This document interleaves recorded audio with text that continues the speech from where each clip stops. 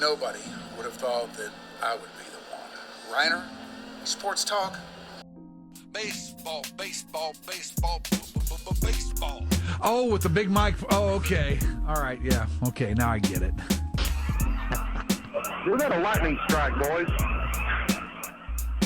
What happened over there, Grego? We had a little lightning strike right outside the window.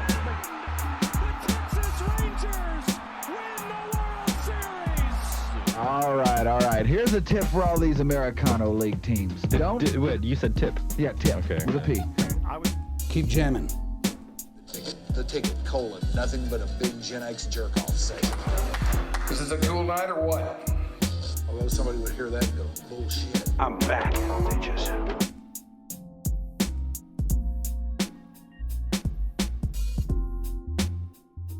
Hey, y'all. Welcome to another episode of Your Dark Companion. We're going live at 5, and if you're part of the Live at 5 crew, it's good to have you on board. Salute to you, brothers and sisters.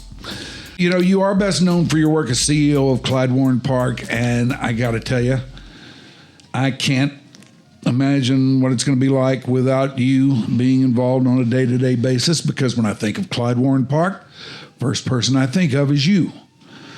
But that's about where we're going to be here before long. And let's go back just to the fact that the Clyde Warren Park became a reality, because I remember when it was not there. I remember when there was no thought whatsoever of putting that there, or really putting anything. Right. That area of town that was just north of downtown was just kind of like everything else around downtown. It was just there, and that was it. Just the idea that it became a reality is kind of surreal, but how far-fetched is the project from what it's turned into on your watch? I mean... Well, to your point, I think it's such a great Dallas story, because Dallas really does public-private partnerships really well. And the stars were aligned to get all the people who were working on it together willing to invest in it. And it took a lot of people and a lot of vision. We're about to...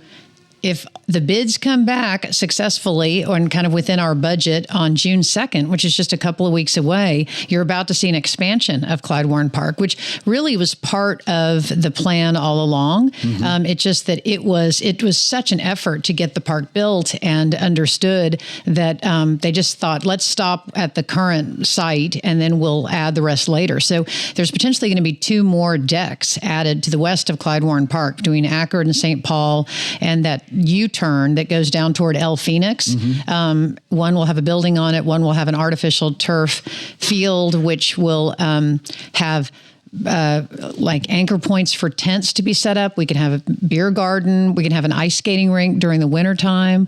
But honestly, to have 2 million people a year figure out where to park around there, or, because Uber wasn't invented, mm-hmm. When the park was built, but to figure out where to park, how to get there, to enjoy it.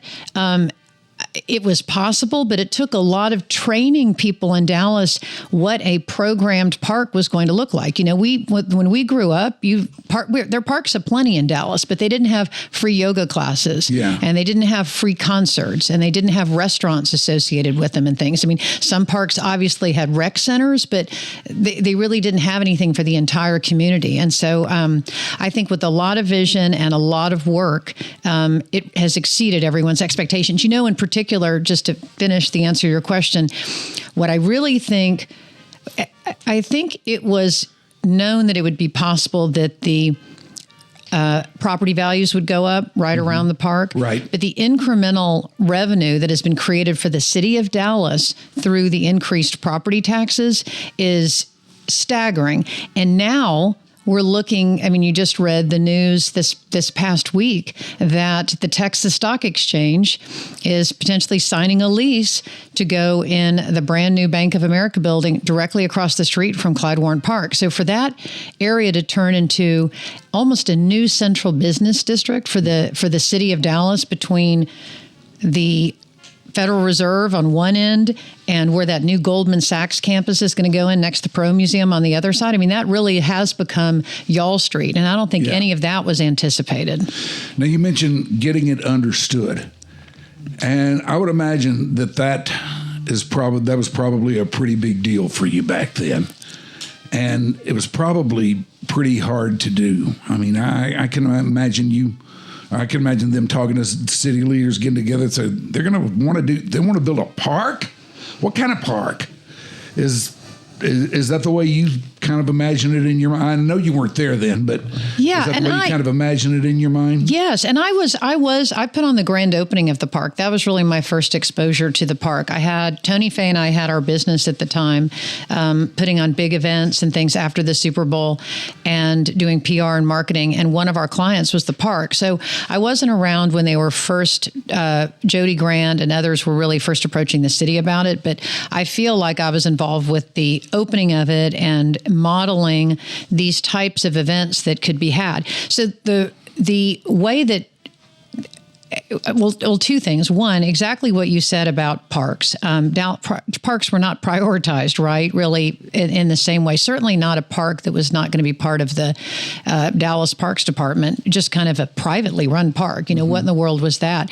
But it almost needed to be pitched as a town square rather than as a park, because yes, Clyde Warren Park is a park. It's in the name and it's got grass, but it truly is a venue, right, for the city. It's a place where activities happen. There are lots of parks, there are lots of trails, and those tend to be a little sleepier and more enjoyable maybe to take a nap in the middle of the day. But Clyde Warren Park is a busy place, and it was really about trying to figure out a way to pull people together. And in the early days of teaching Dallas how to use it, Clyde Warren Park leaned a lot on Bryant Park in New York, which had really just created this programmed park under a guy named Dan Biederman. And that's the place where they have the outdoor ice skating rink in New York. It's right by the New York Public Library. They have millions of visitors a year. And without that model, I don't know that Clyde Warren Park would have become what it was. Because, in again, a typical Dallas way, they looked and tried to get the best practices from around the country and bring them to Dallas. And one of the best practices with how to make sure this place was used was Bryant Park in New York. And they pulled from other venues around the country. All right. Now it's story time with the boys from the Signal 51 Chronicles. Here's Jake. Here's John. So this story, as Jake alluded to, was one of Oliver Ball's stories from the early 70s, and it involves a guy named J. Harry Wynn. And you guys might, I know Mike, we were talking earlier. You know the Wynns from Six Flags. Yeah. Angus Wynn Jr. was the one who built Six Flags in the early 1960s. And did you also know that the Wynns, this little known fact, introduced Tex-Mex to Texas with El Chico? I probably did, but I hadn't thought of that in a long time. So for the story, we'll say no, I did not. It's really inconsequential, but it's a little known fact, as Cliff Clavin would say. But so J. Harry Wynn was part of that family. They were distant cousins. But J. Harry Wynn grew up in Fort Worth, and he eventually became the president of the Life Insurance Company of Virginia. He was also kind of a Renaissance guy. He was a great photographer, and photography is something that leads into this story. Mm-hmm. Star Telegram ran a bunch of his pictures over the years, and one of his pictures that garnered so much attention was of the trash in Fort Worth, and specifically trash garbage pickup. And he became the face of garbage pickup reform in Fort Worth, Texas.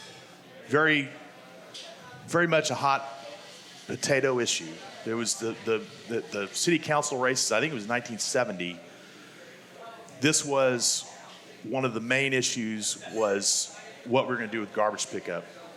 And his picture showed, at the time, most residents were just using trash, the silver aluminum trash cans. Yeah. Those things get knocked over, the critters get in them. Mm-hmm. The sanitation workers don't give a damn. They're just pouring it in there, and if something falls out, it falls out. So he eventually was pushing for using just standard trash bags that you buy at the fire department, which eventually did become the protocol in Fort Worth. People were pissed off about it because they thought it was going to be more money, blah, blah, blah. Well, 2 months after this, they enact this new trash procedures. J. Harry Wynn, the garbage crusader, goes missing. Indeed. So we're going to go, 5-6 miles due south of here, off of Maine. So Wynn lives 2-story house at 1108 Washington Avenue. So to put it in perspective on the map, it's near the intersection of South Henderson and West Rosedale. So a pretty busy area. Right now there's a new fancy apartment complex down there. So his son, Robert, Wynn's 89 years old. He was set to turn 90 in just a mere few weeks after his disappearance. So his son, Robert, would go by the house and check on him daily. And on September 16th at about 12:15, he makes his normal run to Dad's house. Hey, is everything okay? So he goes upstairs, and when he goes upstairs, they have back then, this is pre-AC, pre-modern day HVAC in a house, if you will. They had a sleeping porch. So breeze coming in and out. You can still see them in those houses over there today. A lot of them have been converted, so to speak. Yeah. So he goes upstairs and sees Dad laying in bed, bludgeoned to death. His dad had been struck multiple times with a hammer that they found laying on the floor next to Dad. See, isn't this fun? These stories we tell. Yeah. They're so bright and airy. I mean, They're very popular. They are. They are popular, I'll give you that. So Dad, son obviously immediately calls the police. The police show up. When they get there, they quickly notice one thing. They're already starting to think, hey, what's some motives, what's some reasons why this may have happened? So they see the back door and assume that the assailant had come into the house via the back door because the screen had been cut. One of the other patrol officers that was on scene stated that when they went in the house, the only thing that was kind of out of the ordinary was a dresser drawer had been opened.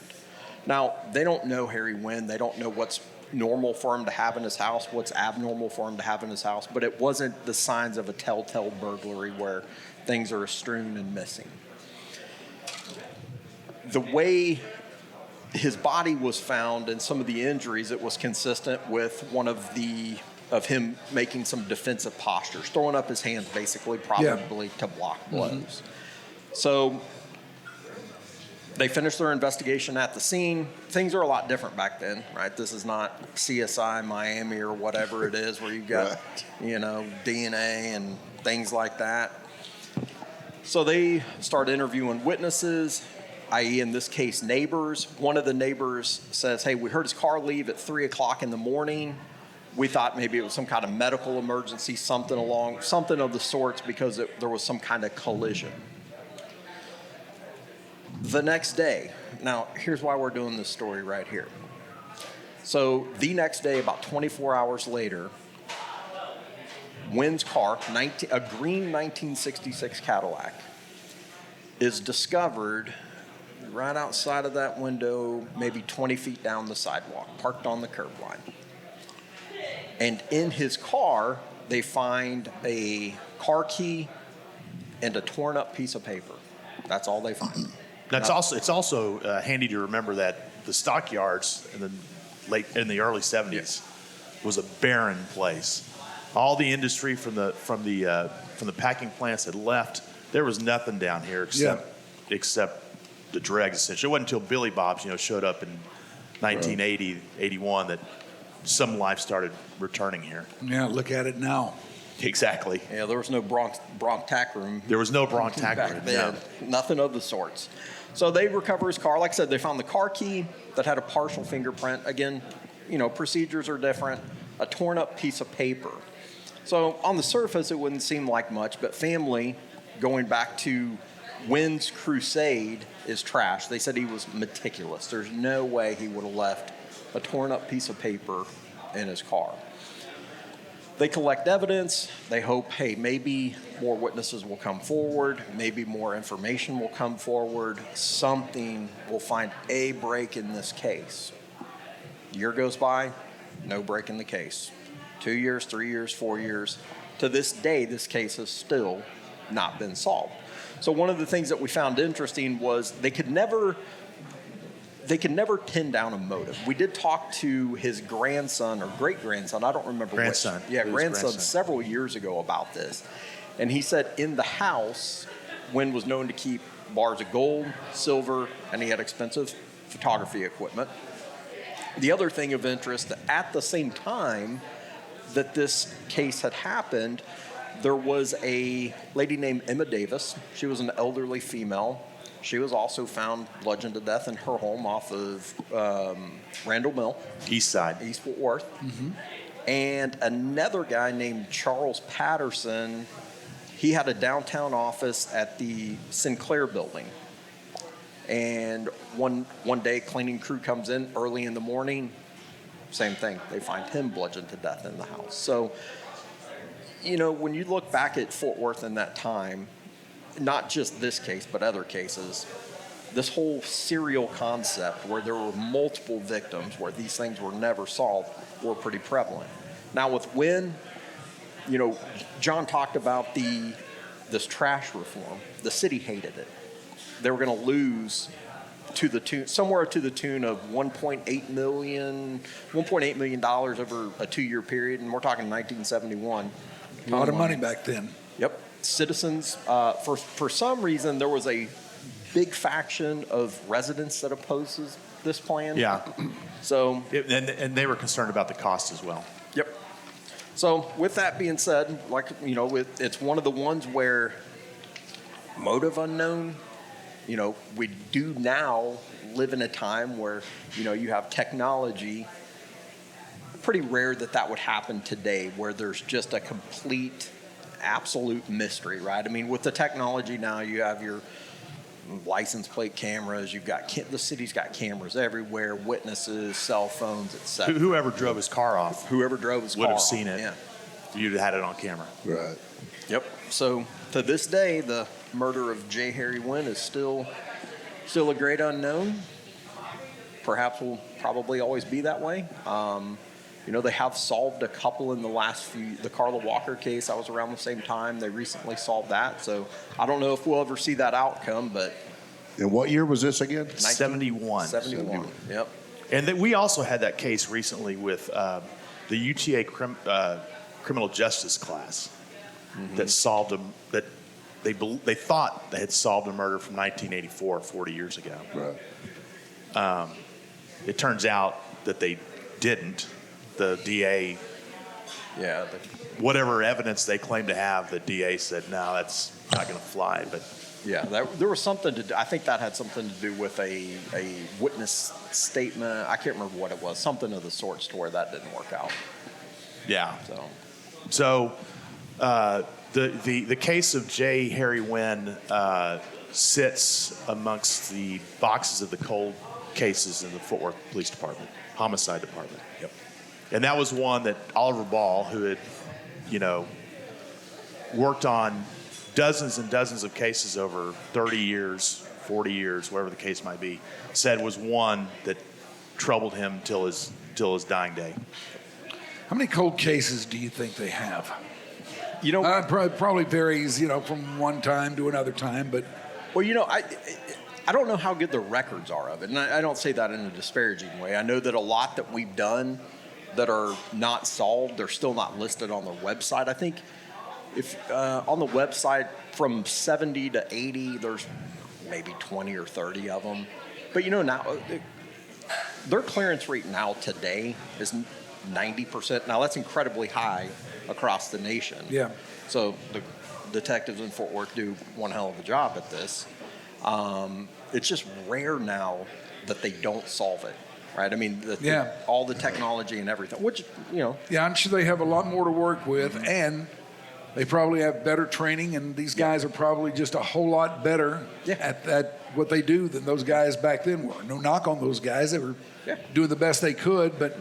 Well, there's a camera everywhere now. Yes. Yeah. Everywhere. DNA, all the forensic capabilities.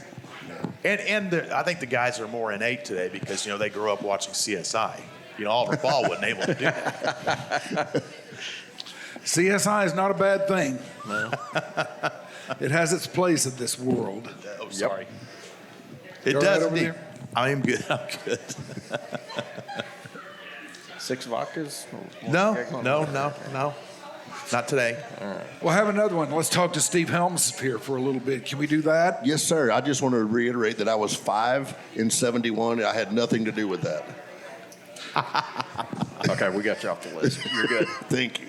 No, in 71, I was 20, so I was a very likely candidate. I was a very likely suspect.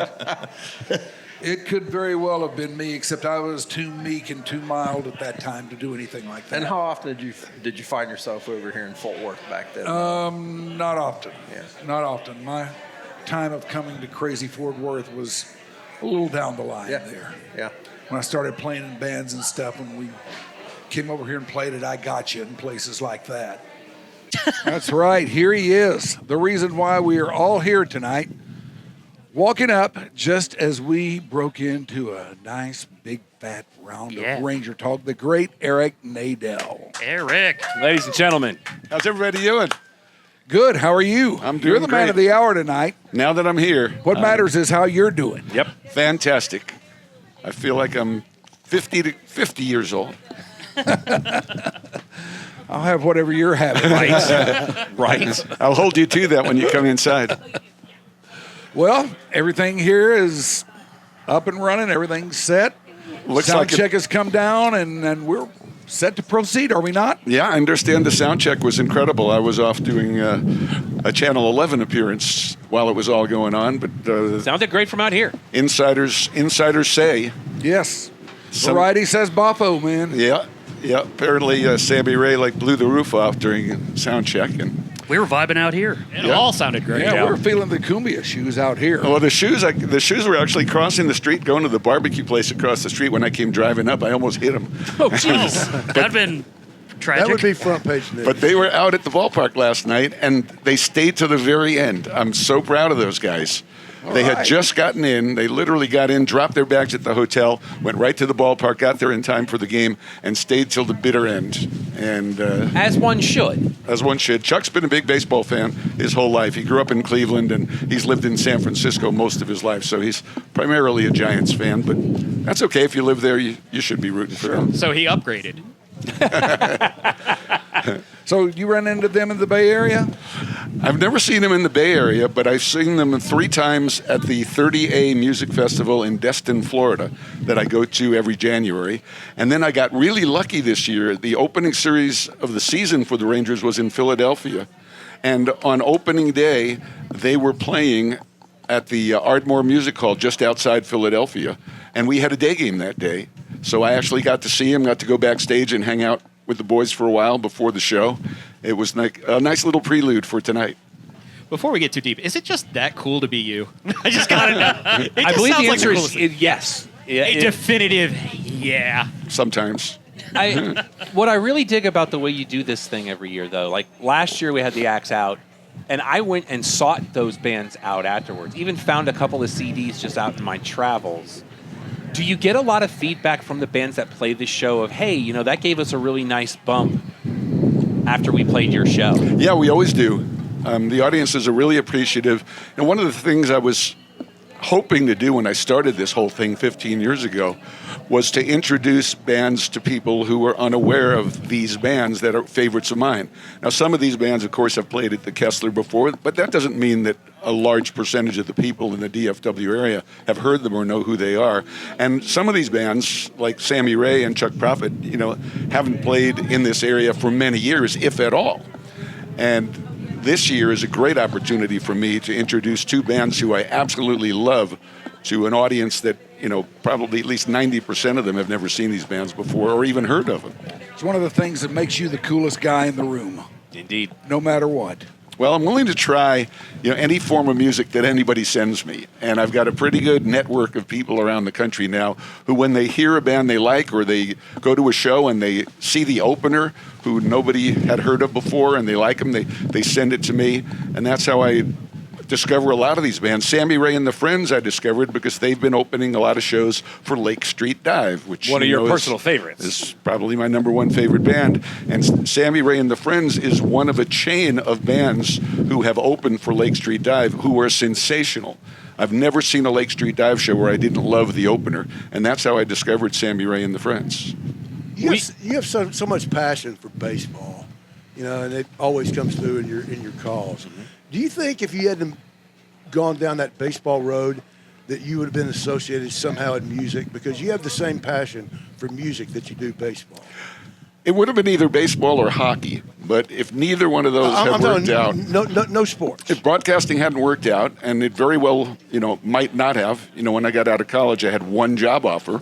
If I hadn't gotten that one job offer in Muskegon, Michigan, I would have been looking for other things to do, and that certainly would have been something that would have interested me. I even think about, if and when I actually do retire, and I don't really see that happening anytime real soon, I'd like to be involved in music somehow, but the things that I think would be fun to do, they don't give you 5 months off. I've thought about a disc jockey shift. I'd love to work at KXT, and get to play the super cool music that they play, or work for a venue and book the talent for a venue.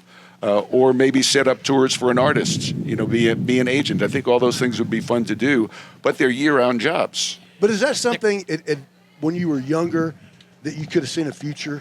Not really.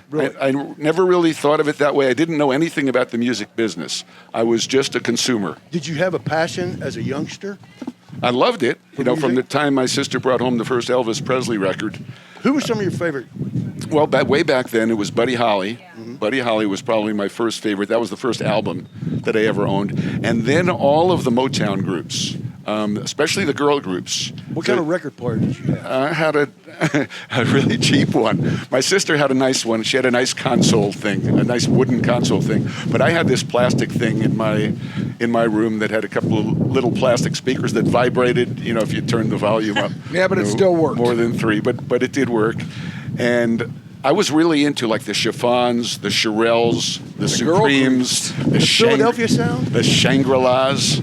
I loved all of those. Shangri-Las. Yeah. Man, they were tough. Give me Sweet Talking Guy or You're So Fine, any of those, and I'm a happy man. Well, what was it when the British invasion hit?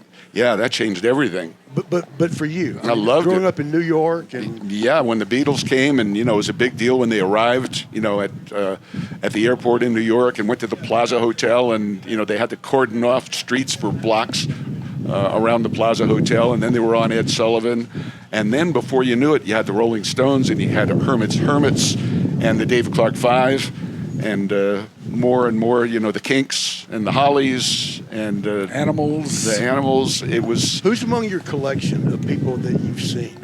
Like mine's Elvis and Led Zeppelin. Well, I've got Elvis. I saw Elvis in Oklahoma City. Actually, it was the year that he died. A few months before he died, I saw him at the Myriad in Oklahoma City. I saw Frank Sinatra 2 different times. Those are probably the 2 most famous that I've seen. As far as rock and roll groups, I've seen Springsteen many times. I've now seen the Eagles at the Sphere 3 different times, and I plan to see them Saturday at Globe Life Field. Any of you guys going to the Eagles? You going, Ryan? I don't have plans to, but it could happen. It's tough to follow up that Sphere show. I wanted to ask about that because I heard I listened to an interview with Joe Walsh, and he said that they don't like using IEMs in your monitors, but they have to in there because the acoustics are so different that they wouldn't be able to do the show, so they have to use in-ears. Mm-hmm.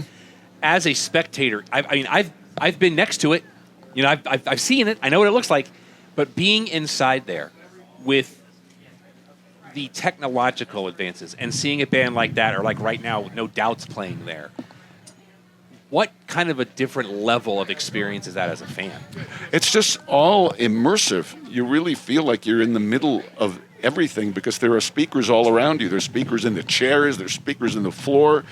There's thousands and thousands of speakers, not to mention the show is all around you as well. It's completely different from any concert experience that you've had anywhere else. I found myself having to remind myself over and over again that, hey, you're inside here, because it really seems like you're outside. It seems like it's an outdoor venue, but it's not. Yeah, they give you those shots early in the show that make you think you're outside. Yeah, and they give you the setup. Right, they make you appreciate, what's going on in the sphere, that you're really not outside, but it's hard sometimes to actually have it register with you that you actually are inside a building. When you're watching 18K video, like I've seen some of the YouTube footage, and when they do where the streets have no name and the sunrise comes up, I'm like, my brain would be like, why am I still up? I should be asleep. But going back to tonight, we mentioned earlier how you've got a band from the East Coast, you got a band from the West Coast. When you're putting this together, do you think of it regionally? Not or really. Or does it just kind of happen that way like it did this year? It just kind of happened this year. We had talked last year about possibly going after Lake Street Dive, which is a band from Brooklyn.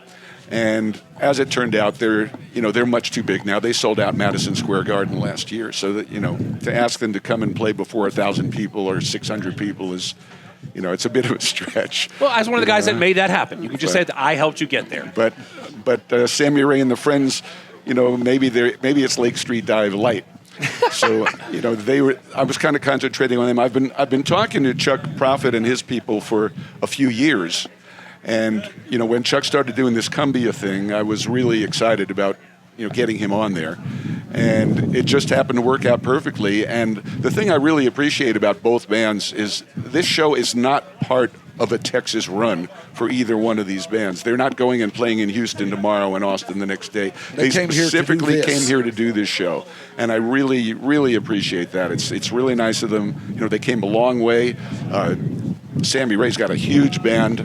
And, for them to have gone out of their way to do this is, it's really kind of them. I'm really thankful.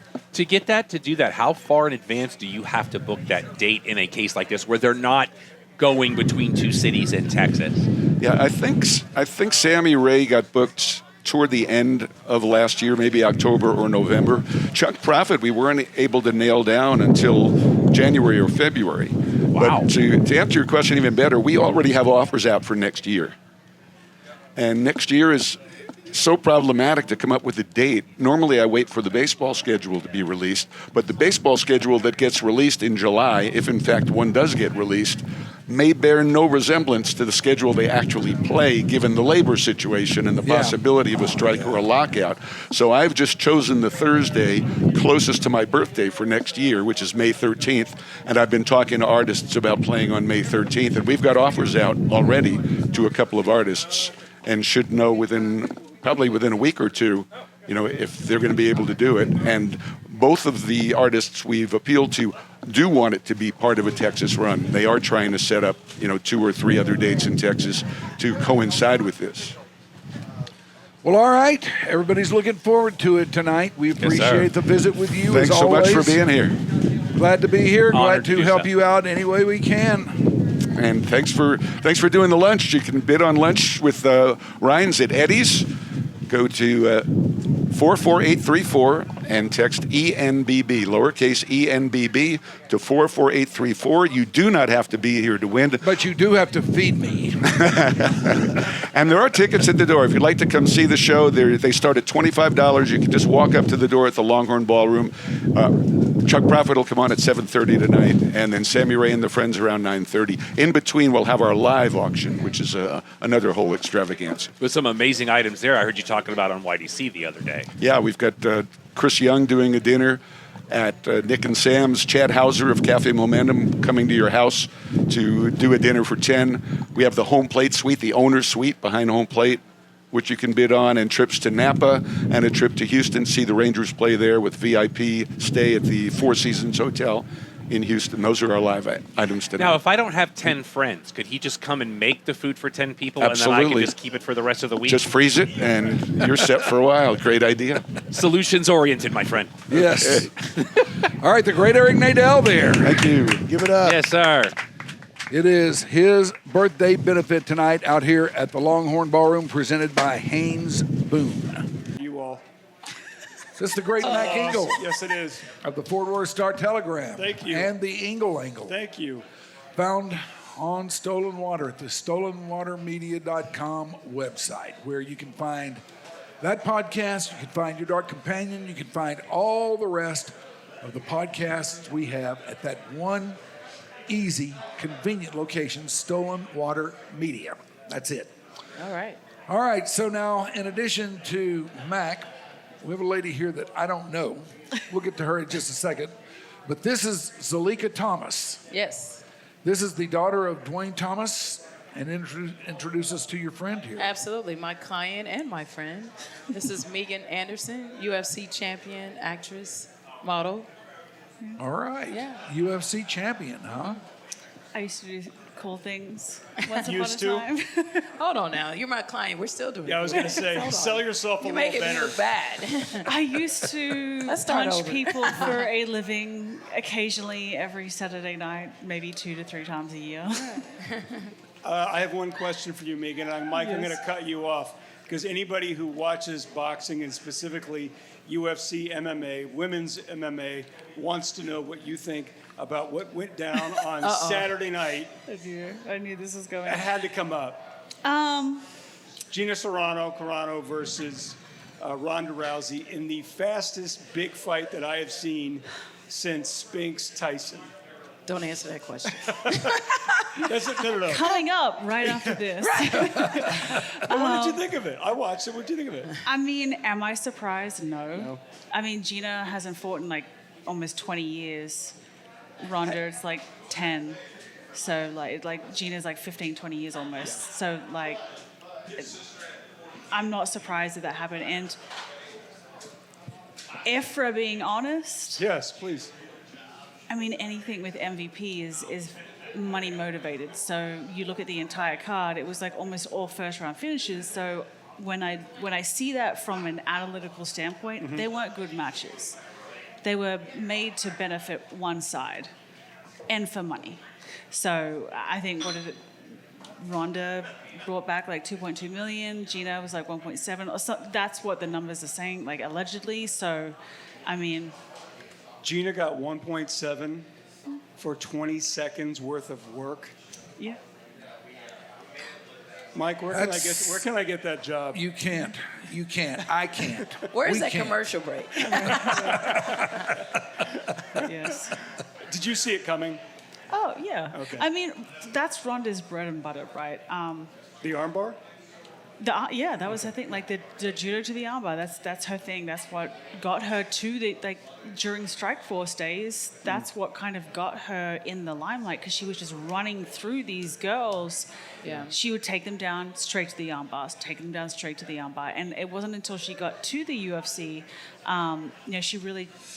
I liked it. Like Ronda gets a lot of flack, but I like. Ronda walked so Conor McGregor could run. Like, I don't think the UFC would have been as big if Ronda didn't transcend because she went into movies and she was like one of the few champions and athletes at that time that was allowing the media and everyone to come to every single training session. She was under the microscope from when she woke up to when she went to sleep. Like, she was so available to.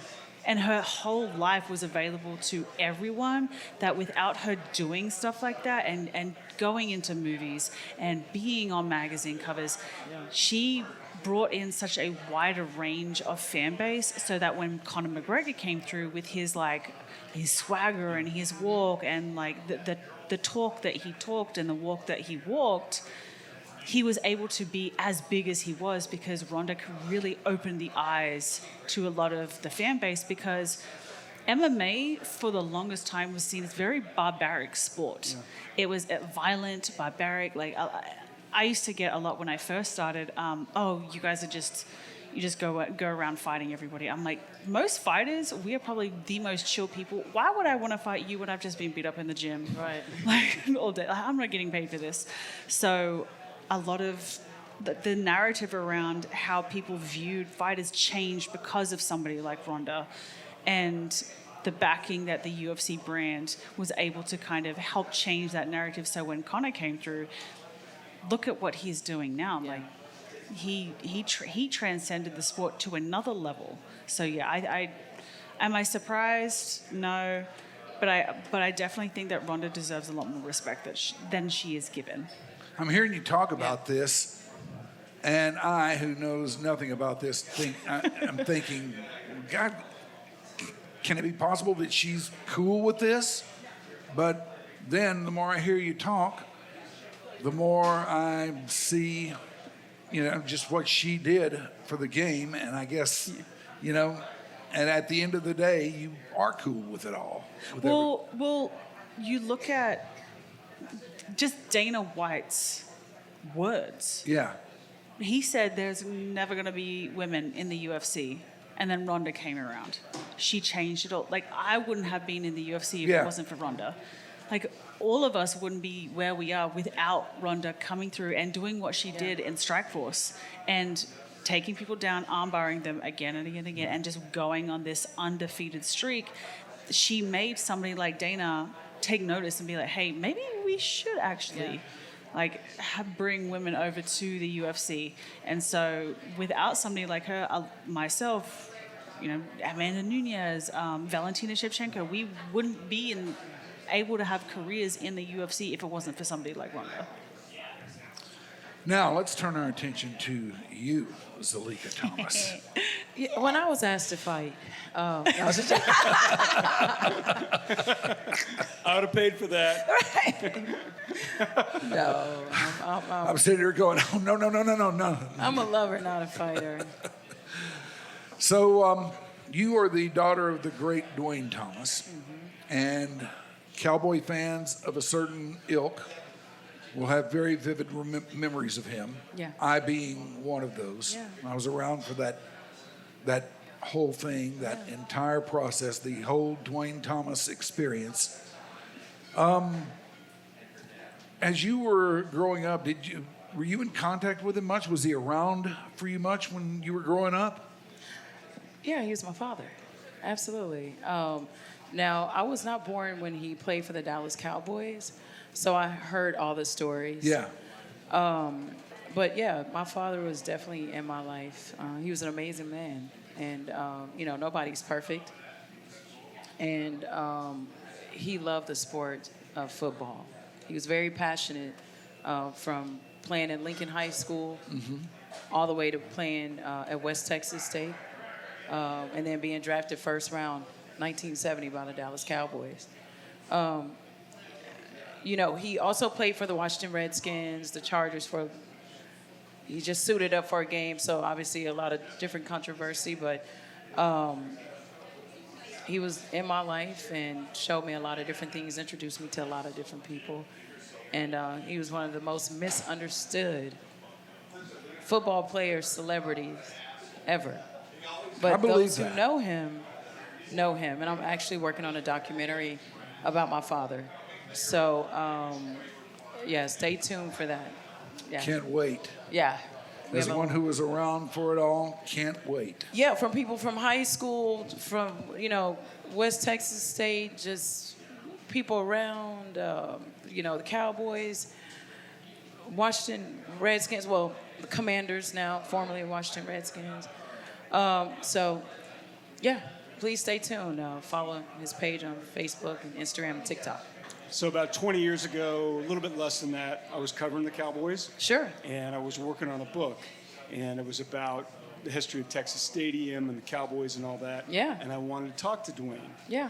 So, ex-players get reputations with the media, and sometimes they're great, sometimes they're less than good. And Dwayne had a reputation, and I thought, I'll call him anyways and see what happens. As you should, because it's just a reputation, right? Right. So, but the part that I remember was he's not going to talk to you. That's what the guy said. He's probably not going to talk to you. He picked up. I introduced myself. And I would say... How long did y'all stay on the phone? 2 hours or 3 hours? There we go. Okay, that's what I Dad wanted is very to know. loquacious. Okay, so I asked him a question, and I believe the answer was more than 30 minutes. Absolutely. Okay, so what I wanted to know was when you visited, when you talked to him, was he just being nice to me in that moment? And he talked and talked and talked. So if you had asked him something, hey, Dad, what do you think? I'm like, okay, better settle in. I'm going to be here. It's never a straight answer. Okay. It's never a straight answer. And then if my dad, I remember one time I was out with some friends and he gave me a call, and I was like, this is my dad. I'm not going to be able to go. And I just turned around and just sat in the car for about an hour and then went back, inside the restaurant. But because you just never know what he's going to say. He was brilliant. He was very intelligent. Yeah, he was. And he can talk to you about anything because he loved to learn. Like my dad studied the Giselle, like the way his running style, as Too Tall Jones would say, he ran like at a slant. He would study the Giselle being chased by the cheetah because now we're thinking about gravity and he's cutting it. So he was able to hit those holes. Like everything was strategic with him, Yeah. Did he ever bore you? Never. Wow, what a great, that's a nice thing to say about, because my mom. Never. This guy, even if I was about to be bored, he'll just say something and I'm like, wow, I never thought of it. I never thought of it. Okay. The neat thing is it took you about a half a second to answer that question. Yeah. And if you asked my daughter if I ever bored her, it would take her about a half a second to answer that question too. But so which one is lying? Yeah. Which one is telling the truth? That wouldn't be the answer.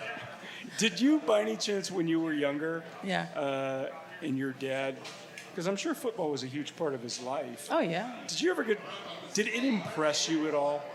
Or were you, that was just something that was a part of your life because you're part of your dad's life? It was like, it was no big deal. Or was that something that was a big deal? You know what?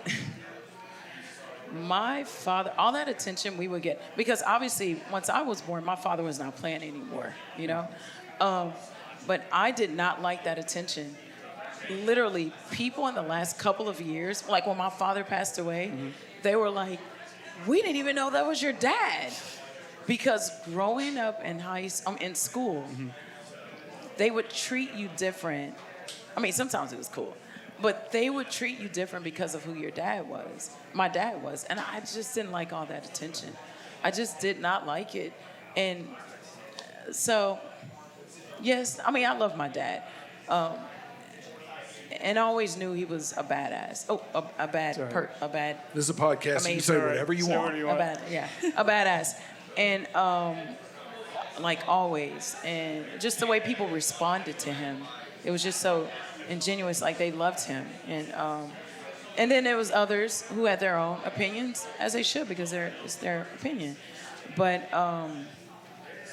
I definitely realized more and more of a badass he was probably the year he passed away. Some of the stories he was telling me, and a lot of it I have on audio clips. Oh yeah, it'll be in a documentary. But this guy. Yeah, he was just amazing, and I'm glad he was my father. He was a great football player, but there may be a more understood or more misunderstood guy to come through here in any sport, with the Rangers, Cowboys, Mavericks, whatever. There may be a more misunderstood guy out there somewhere, but man, I can't think of who it would be. Because the crazy thing about it was, his place on the team was so prominent. Yeah. The Cowboys' offense was having trouble. Yeah, they were. Then. And he came in Rookie of the Year in 1970 and led them to their first Super Bowl, January 16, 1972. Yeah. So, he did accomplish a lot of other things. His, first 2 seasons with the Cowboys, but his legs led him to their first Super Bowl, along with the rest of the team as well. Yeah, and the way he handled it all was just amazing, because at that time, it was kind of a different scene for athletes. It was kind of a different scene for the media altogether. Yeah, it was. Very, very different than what we have today. And he just wanted to play football. Yeah. He was just there to play football. And Coach Tom Landry, rest in peace. His coaching style, he's a brilliant coach, but his coaching style from a personal, level. Now, obviously, I wasn't there. This is what my father told me. Was different from, Coach Kerbal at West Texas State and, in high school. So, but at any rate, the Dallas Cowboys are America's team, and we're going to the Super Bowl 2027. How about that? All right, Megan. So, what are you doing these days if you're no longer beating the living hell out of other people for a check? I mean, I'm doing a lot of different stuff. I just walked in DIFA here in Dallas. I went to the DIF, which is the Dallas International Film Festival, hosting. I hosted a Grand Prix event. Yeah, Mayor Ross. Yep, he was there. Hearsay. Just. You got any movies coming up? You were in a movie that is actually, Ronda Rousey had a big part in one of the Expendables. Yes. You had a part in a movie that I love, Extraction 2. Yes. I loved Extraction 1. I've heard they are making a third one. Is that true? So, I don't know if I can. Yeah, you can. Yeah, you can. But it's a podcast. I do Nobody's listening to it. I do have a friend that who is one of Chris Hemsworth's stunt doubles. So he's just finished up filming Highlander. Oh yeah. With Henry Cavill. I think Dave Bautista is in that. So that's been going on for the last couple of years. It's taken, but he said that they just finished up filming that, and he's about to go right into filming Extraction 3. Will you be in it? Stay tuned. Can neither confirm nor deny. Yeah. Stay tuned. We can only Did you hope. see Extraction 2? You need to see it. Oh, it's great. If you like... But we can only hope. Yeah. I loved it. Are you doing any other movies? We're working on it, yeah. We've got some stuff in the works. All right. So I always ask people whenever I see expansive, a lot of body art. Yeah. I've noticed you have a few tattoos. Yeah. Just a couple. Yeah. I always ask this question. Do you regret any of them? No. No. I'm also the type of person that, I don't really regret a lot of things in life because what can I do? I can't go back and change it. So why regret something that I can't change? I can just learn from it. But most of my ink, no, I don't regret it. If anything, I just want to add to it. Yeah. But yeah, I don't really. I do get a lot of oh, you're gonna regret that when you're older. I'm like, well, I'm older and I still don't regret it. So I'm sure I'll be fine. Do you regret yours? I don't have any. I have a mole. No, I'm not. I've jumped out of planes and stuff like that. Oh, nice. But you couldn't do that. Hell no. Like that one. The idea of jumping out of a perfectly safe plane. I don't know. If you had met the pilot, I don't think you would have thought that was perfectly safe at the time. Also, then I probably wouldn't even got in. Right. But that didn't hurt. That looks painful. Okay.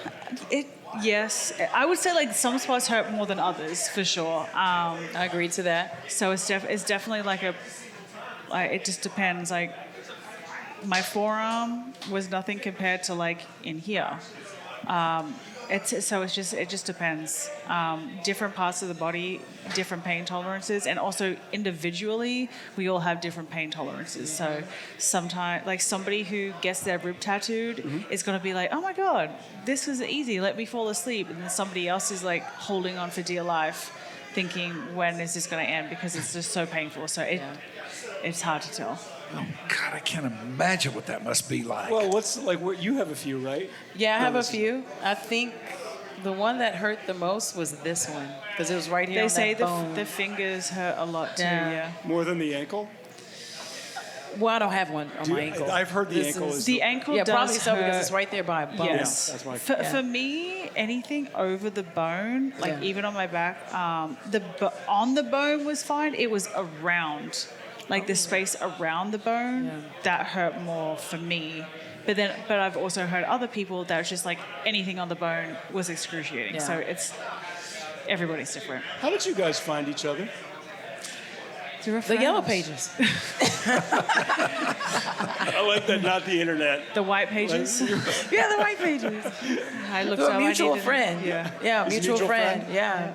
Now, that sounds like it could have been a Dwayne Thomas joke. There. Yeah. Mutual friends. So I'm a brand strategist and aspiring filmmaker and an event producer. So she's a jack of all trades. She's whatever you need her to be. Yeah. She can do it all. Well, hold on. She can do it all. Yeah. Pause. I didn't take the bait. Pause. Yeah, I didn't take the bait. You've done stuff with Inc. magazine. Yes. What did you do for that? Okay, this is beyond my pay grade. What did you do for Inc. magazine other than maybe perhaps be a model? I was like, that's such a long time ago. Yeah, pretty much. It was just like doing a photo shoot. And so I had a friend that is in the tattoo industry that had connections to Inc. magazine. He's like, hey, you need to get this girl in there. And that's kind of like how I got connected. And I had a photo shoot with a close friend of mine, Bo, who is also based out of Kansas City. And we were able to like do the photo shoot, send the stuff to Inc. magazine and do the interview and stuff like that. So yeah. How many fights did you have? I think 15. 15 fights? Yeah. What's the most? 15, 16, around there. How many fights have you had? Right there. Okay. Because I'd lose them all. So when you look back at your career, what's the most painful moment that you've had as a fighter? And what do you think is the most painful moment that you have delivered or inflicted on your opponent? Well, first of all, are you retired from this? Yes. Yeah.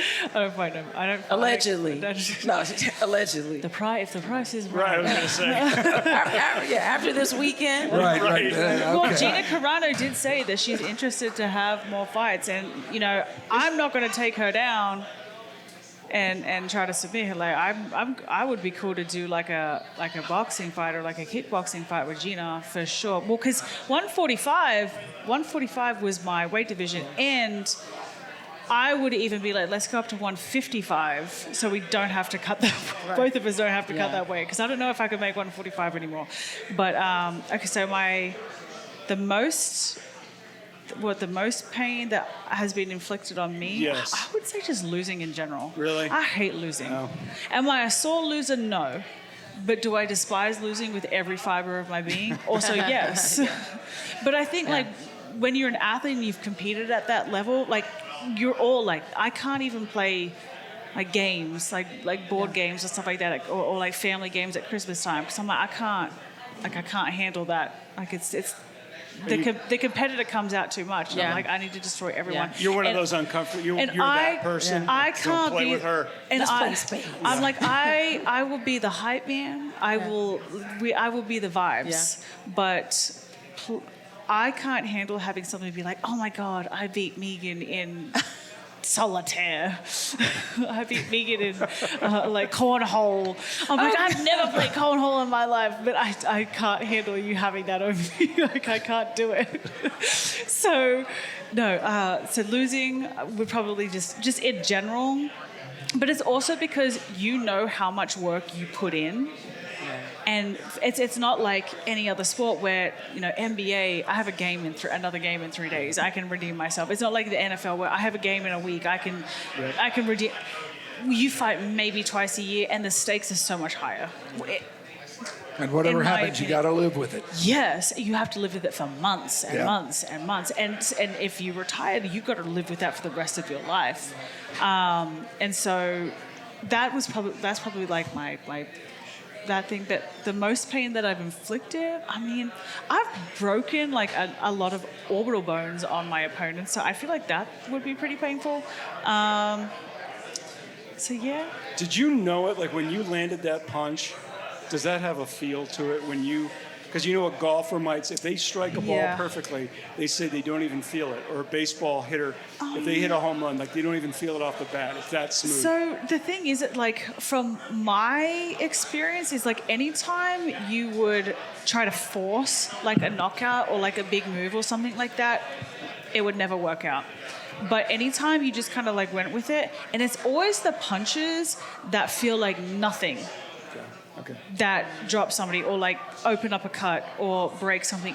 I'm like, most of the time, the punches that did the most damage felt like I wasn't even doing anything at all. It just happened. And a big part of that too is like momentum. Like they're coming in, like it's like a car crash. Oh, yeah. And so, yeah, I don't really. Was it important for you to hit first? It wasn't really. I didn't have to hit first, but once I got hit, it would wake me up. Yeah. Because I'm like, oh shit, I'm in a fight. That's what I hear. I was like, I need a. Whereas like some people would like they're like right off the bat. Yeah. But then some people it would take a whole round for them to really like get into the feel of it, get the rhythm, get their timing. For me, it was like after the first exchange, whether I hit first or at the same or whatever it is. Once that first exchange happened, that's when I settled in. I was like, okay, now we can get to work. Because like all those restless nerves, because all the nerves are there because you don't know how the fight's going to start. You don't know how it's going to go. There's so many variables. So once that first exchange happens and you kind of suss out like their timing, their range, their power, their speed, you're like, okay, now I have some information to kind of work off of. Yeah. Have you done stunt work? I have, yes. Okay, so I asked a former guy, he's a local guy, and he's the assistant producer or production guy for Sylvester Stallone's stuff. Oh, nice. Yeah. Great guy. Anyways, and he was like you. He was former MMA, and he graduated in stunt work. And the one thing I didn't ask him, I'm going to ask you, which was, how do you go from a fight where you really want to haul off and hit the shit, exactly and now this one is basically a choreographed dance, and you've got to make sure if you're going to get paid, you miss. Well, it's the crazy thing because, like, we're filming a fight scene and we're doing this fight scene from this distance apart. We're not even close to punching range. And so that's... Yes. Oh, okay. Like, you're not even...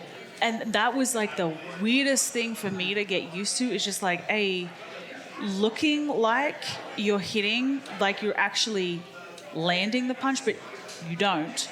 And B, the distance. Because obviously in a fight, you're much closer because you're trying to actually land. Where here, we're doing this choreography for this fight scene from like this distance apart. And the only time we get close is if we have to grab a hold of the other person. And even then, it's like, say you got to throw a knee, you're landing with the thigh instead of like the kneecap.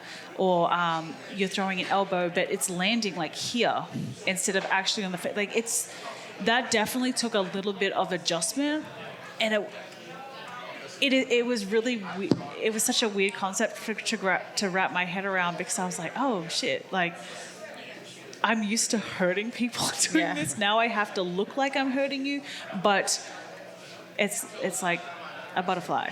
Is there any way to practice making a punch look like it's landing when it doesn't? I mean, it's just acting. I mean, just time, practice, doing the choreography, and kind of doing that. But even then, you know, for Extraction 2, with Adam, we had a set like fight scene choreographed. But when you get to filming it, they're changing it all the time. Depending on the angles, what they want, what looks good, what doesn't look good. And so you stick to that choreography as much as you can, but they're constantly changing things on the fly.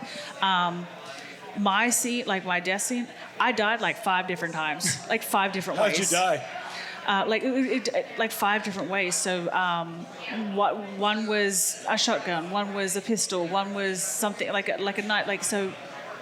And it depends on which one they end up going with in the final cut. So did you have a preference? Like, did you have a preferred way to die? That's the way I want to go out. Let's go with that one. No. You don't get to choose, huh? Just make it look good. You don't get to choose how you die. No. Kind of like real life. Yeah, exactly. That's true. Ladies, thank you very much for this. It's a pleasure. Thank you, really guys. Really enjoyed having both of you, and thanks for doing this with us today. Thanks for being on Your Dark Companion. We appreciate it. No, thank you for having us. And let us know when that documentary is going to be out. Yes. Absolutely. Yes. And stay tuned for Mia's next fight and her next movie and her next fashion show. Everything. Thank you very much. Yeah, Thank you. Thank you for having us. All right. There they go. Let's see. Who else we got out there now? Who else do you want? I want you. You do? Yeah. Are we that desperate? No one else has shown I up. just want to ask one question of you. One question. One question. I don't have and any then we'll money. get the mayor. Oh, I got questions for the mayor. I got questions for the mayor, too. Thank you very much. Thank you, guys. Thank you. Shoot, Mike. Jason Kidd, gone. Surprised? Yeah, yes and no. I was surprised because I had been assured by people that I know at the Mavericks that they weren't going to fire him because of the contract. I mean, he's due a lot of money, Mike. Yes. And they thought they're not going to eat that contract. I'm not surprised because 2 weeks ago when they introduced the new president of basketball operations, I asked the questions that I asked the new president, Masai, listen, you've kind of left yourself open here to interpretation that you, by not committing to Jason Kidd right now, that we're going to sit there and draw the conclusion that he's not coming back. And he said, I've done this, the two other jobs that I've had, Denver and Toronto. And if you look at the situations, Mike, he inherited a coach and he brought them both back. Right? He kept them. So I thought, okay, this could go either way, and that the owner, Patrick Dumont, was really going to let him make the call. And he decided this isn't going to work. So when you ask me, am I surprised? No, because he didn't commit to him right away, and it makes sense that if your priority and your rhetoric is we've got to move on, we've got to heal, we've got to move on, we've got to heal, you can't do those things if you have the same head coach who was here and clearly knew something about the trade of Luka Doncic. You can't move on if he's still here. And in that regard, it makes perfect sense that they decided to let go of him. Yeah, that's kind of the way I feel about it, too. He was here for that. And I don't care what anybody says. Job one for this thing is getting past that. Let me ask you this. You've been here forever. I don't think you could have gotten past it with him being here. Clearly, he lied about his knowledge and influence on that trade. I don't think he necessarily wanted it. I don't think he discouraged it. But my thing is, how do you really move on from this? You don't. You don't. And you bring, on top of that, you bring a new basketball operations guy in here. No basketball operations guy is going to come into the situation like this with that hanging over the franchise if you tell him you got to keep the coach. Totally agree with you. Anybody who takes that job is going to come in here with the understanding that if he wants to keep the coach, he can. Yep. If he wants somebody else, maybe he's got a guy in mind, whatever the case may be. If he wants a new coach, he will get one. And to do this, no franchise I can think of in this century has gone through more drama. Great, horrible, and now this, and amazing. And I'm talking about the draft pick of Cooper Flagg. You go from an NBA Finals, trading Luka Doncic, fire Nico. You win the draft lottery. You draft Cooper Flagg. The team still stinks. You have to fight. The fans got the GM fired. They fire Nico Harrison. The team still stinks. Now they bring in a new president of basketball operations, and he fires the head coach. I mean, that is a hell of a 2 years, right? That's crazy. That's an incredible 2 years. No, it really is, and I can't think of anything less like it.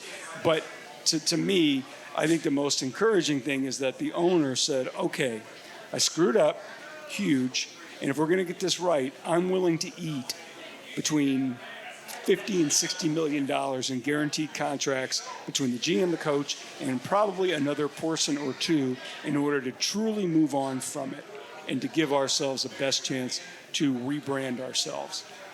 And that's a big ask. I don't care how much money. It's a huge ask, and so many people, for one reason or another, don't like Patrick Dumont, as is. But what do you think of him? I'm not a big fan, I must say. Can I share my Patrick Dumont story? Sure, I haven't shared sure. this yet. So I'm at the press conference 2 weeks ago, And I'm sitting behind Rick Welts, the team president, and some other Mavericks executives. I ask a couple questions. It ends. It's fine. It's nice. And I'm standing there chit-chatting after it's done. And I look out of the corner of my eye, and who's walking right towards me? Patrick Dumont. And I literally looked over my shoulder. I'm like, who's he coming to talk to? He was coming to talk to me. And I'm like, and he says, hey, I've been wanting to meet you. And I said, you have? And nobody wants to meet me. And he said, yeah, I read your stuff. And I said, you do? I'm generally surprised when I hear people say that. And I said, thanks a lot. I'm shocked. He said, no, I really appreciate you. You really give it to me. I really appreciate it. You've done a great job. I appreciate you covering us. Mike, you could have knocked me over with the lightest of feathers. We had a nice conversation about his kids, about owning the team, he couldn't have been any nicer. And I was thinking to myself, if you want to win people over, do that. Yeah. Because I have not killed him.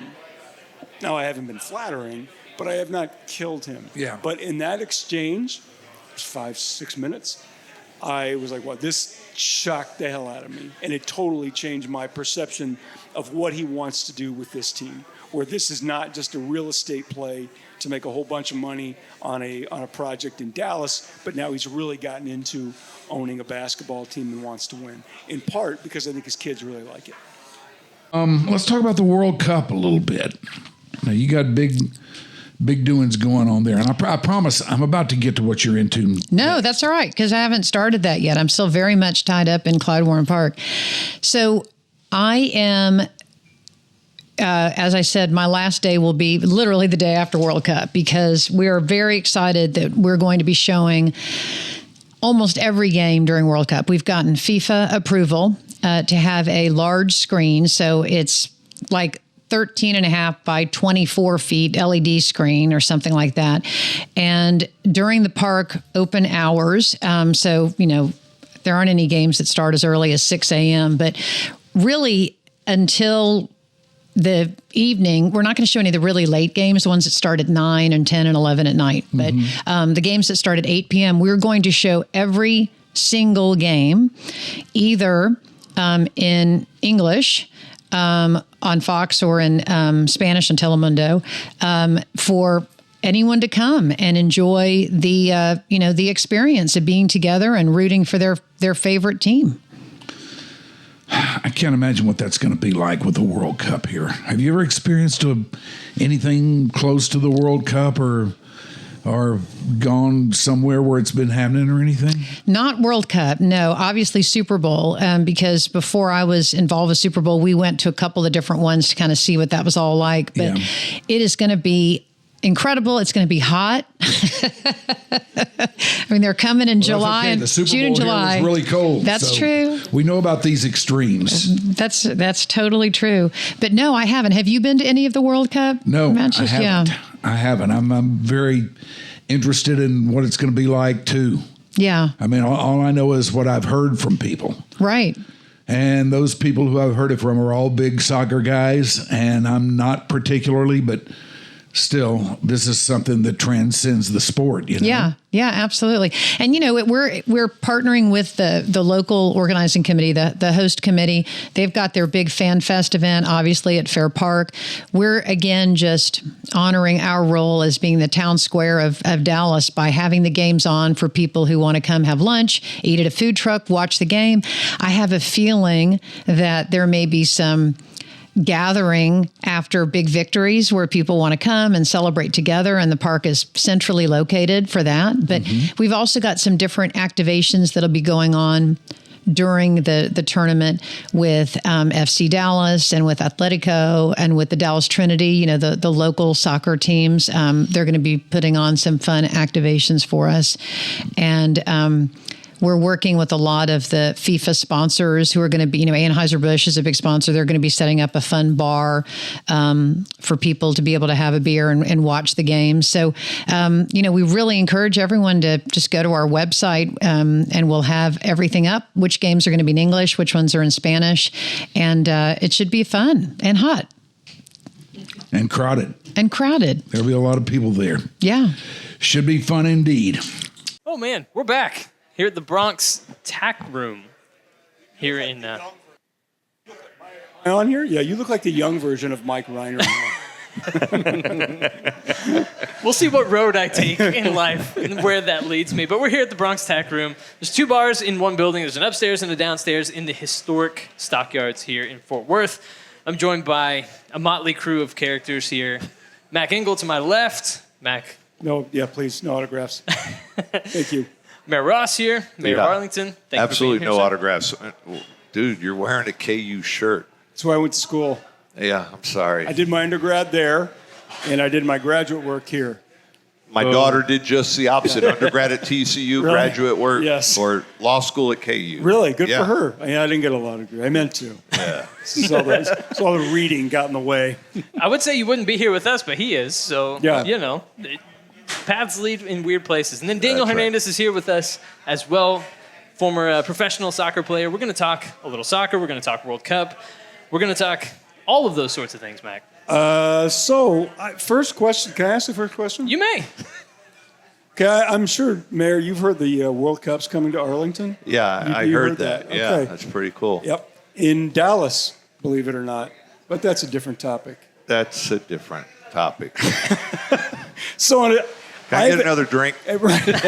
So all the lead up, we have been listening to and consuming years worth of lead up to this World Cup in North America for the last 2+ years, right? Right. And now, over the last month, Jim, it's like all of this, the media coverage for it, you can never trust the media, but all the media coverage of it is just so overwhelmingly just negative. Yeah. And I don't know if you've noticed that or not, about prices and people aren't coming and the hotels are empty and all this different stuff. Jim, you're a huge, huge part of why the World Cup is coming to Arlington. Yeah. What do you make of all of this rhetoric and all of these doomsday headlines that we're reading about the 2026 World Cup that starts in a month? Yeah, so, here's the reality. If you look at the ticket sales right now, FIFA focuses their tickets on international travelers first, on getting that. And then the rest of them get released here in North America.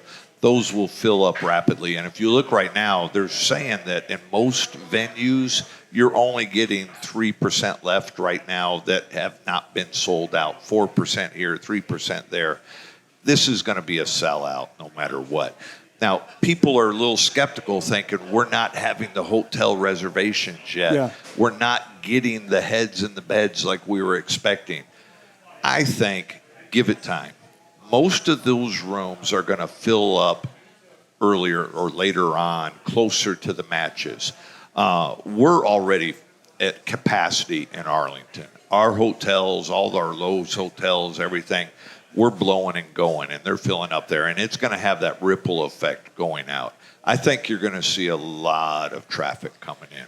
We see a lot leading up to World Cups, these types of stories. And then once the tournament starts, everyone is very kumbaya and very happy that the tournament is happening. And things tend to kind of settle quite a bit at that point. And, I mean, the Netherlands is going to be playing in Arlington. They always bring a massive contingent to any sporting event where they're a part of. And so, I mean, like, we're going to see some incredible fan bases. The Netherlands are giving us a good challenge that we've never had from a city perspective, because they're giving us our very first ever fan march. I didn't know that was a thing until we got the World Cup. We don't get fan marches for the Cowboys or the Rangers or things such as that. But the Netherlands are giving us our very first fan march, where they're going to have tens of thousands of people walking down the middle of the street to get to AT&T Stadium.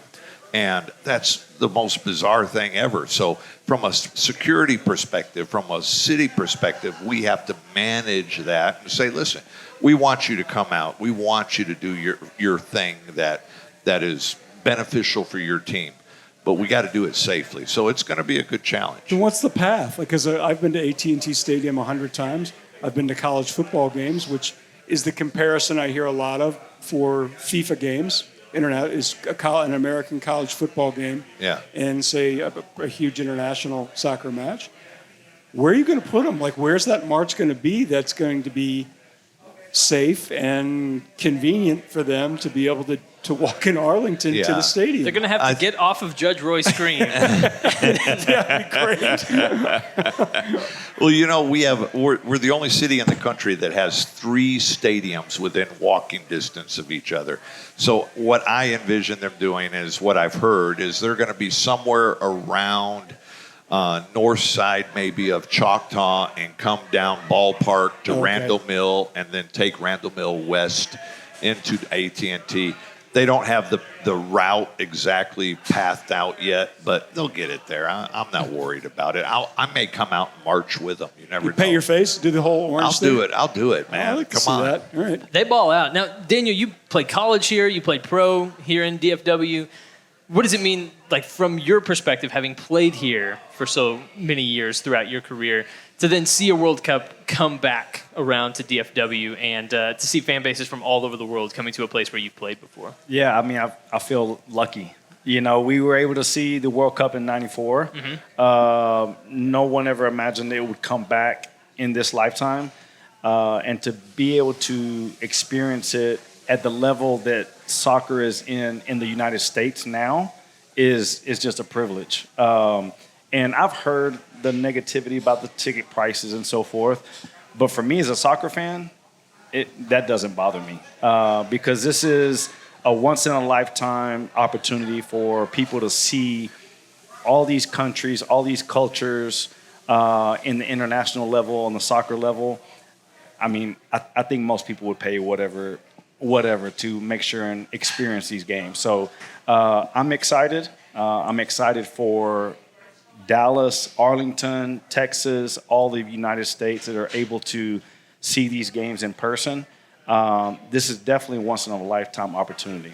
So tell me, as a soccer player, pro-con this for me.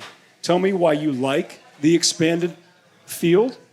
We have more teams now in a World Cup than ever before. 64, is that right? 48. 48. Sorry, 48. We have 48. Tell me why you like 48, and tell me why you don't like 48. Why I don't like 48? There's probably some additional teams that made it that maybe shouldn't be playing at that level. Why do I like it? We get to see more games. Because at the end of the day, you're here to see the top teams, right, at their elite level. And so even if those lower tier teams are playing, they're going to be playing top tier teams. So for, I think, any soccer fan, that's the most important, to be able to see the Leo Messi's play. And so for me, it's just a matter of being able to see any World Cup game. That's the most important part.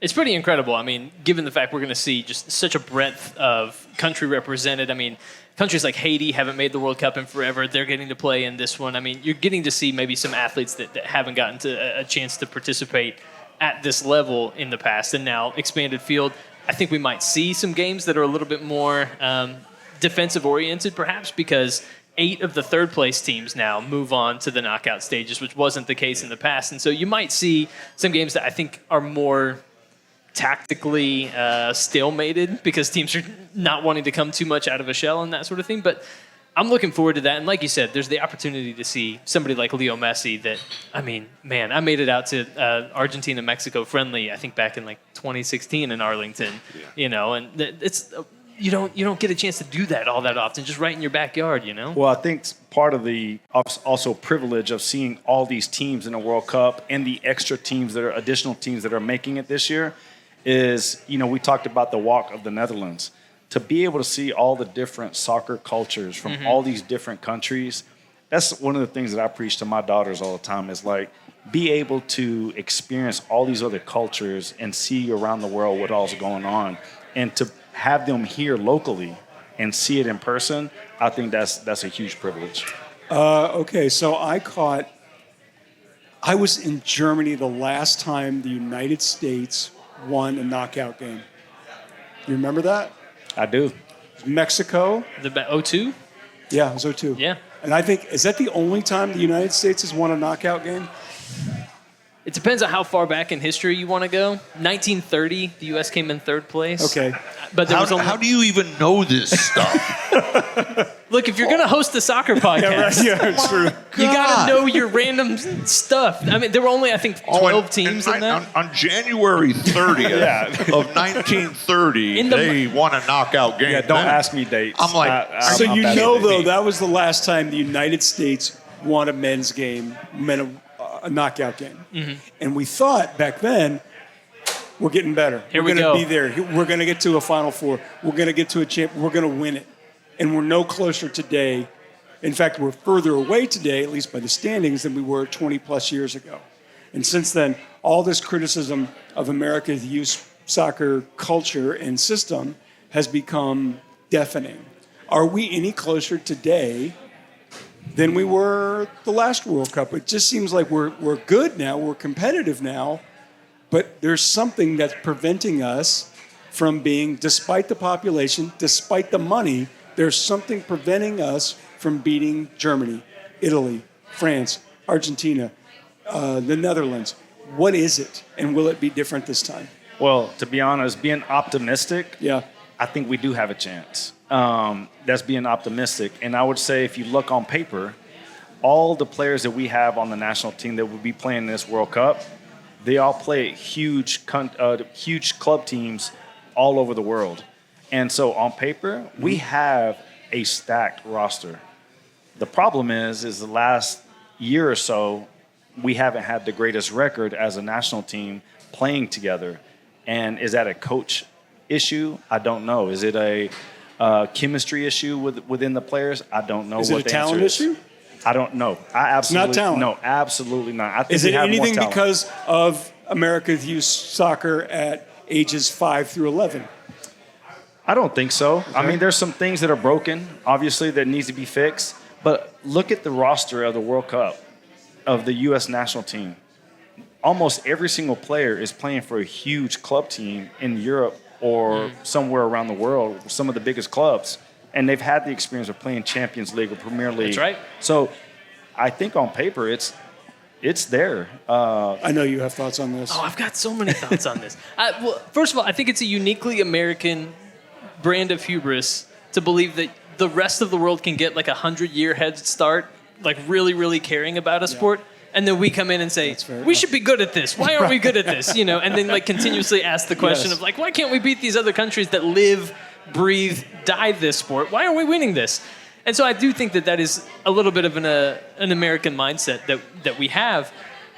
I think there is something unique about soccer where like it has to kind of be in your blood to a certain extent, and we just haven't built up that generational knowledge and understanding of the game, and I think love of it the same way that maybe other countries haven't. I don't know that you can program that into a youth system. I don't know that you can create just simply wanting to be good at it will never be enough. So you think it's more cultural? Like we're seeing countries that have a fraction of America's population.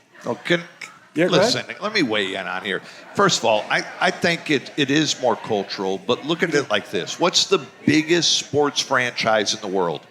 Cowboys. Cowboys. When was the last time the Cowboys won a Super Bowl? You tell me. Yeah, a long time ago. Now, I love the boys, don't get me wrong. I bet you do. But they're the world's largest, best sports franchise anywhere.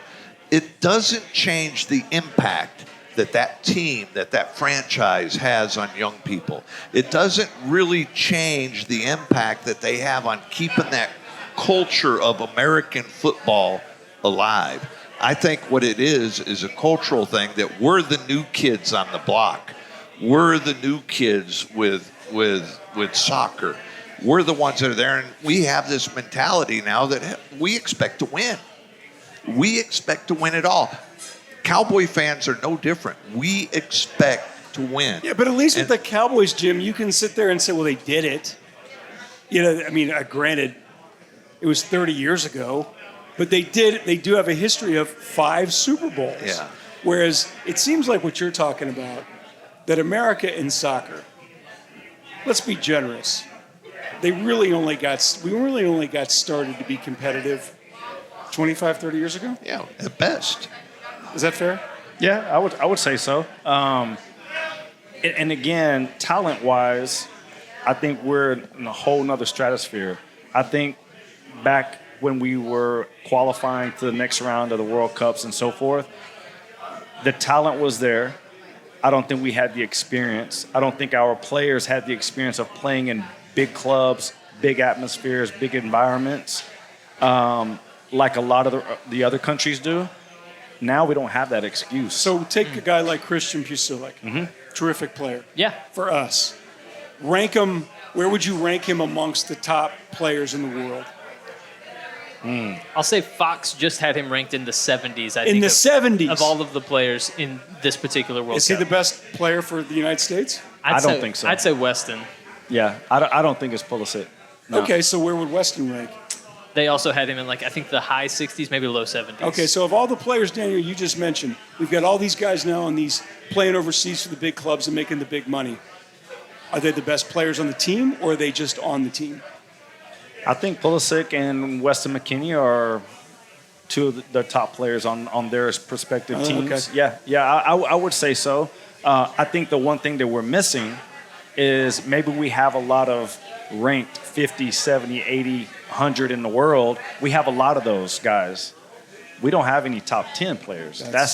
And a lot of the big countries, Brazil, Argentina, they have that number one guy, number two guy. I think France is leaving at home for this tournament. They just named their roster. I think France is leaving at home guys that would rank in the 80s, 90s, because their team is just so loaded, so stacked. And I think that there is a future coming where you have to believe in, like, the process of creating the structure and the infrastructure it takes to build great soccer players here in the United States, and the generational, I think, knowledge that comes with that and that understanding. I think that that's going to take time, but I do believe that process is happening and is producing really, really good players. And the more really, really good players you produce, the more lottery tickets you get that one of these kids is going to pop, right? And I think I'm curious about your opinion on this, Daniel. The MLS Academy system is starting to kind of professionalize players at a younger age, get these kids in and give them that platform and that opportunity to truly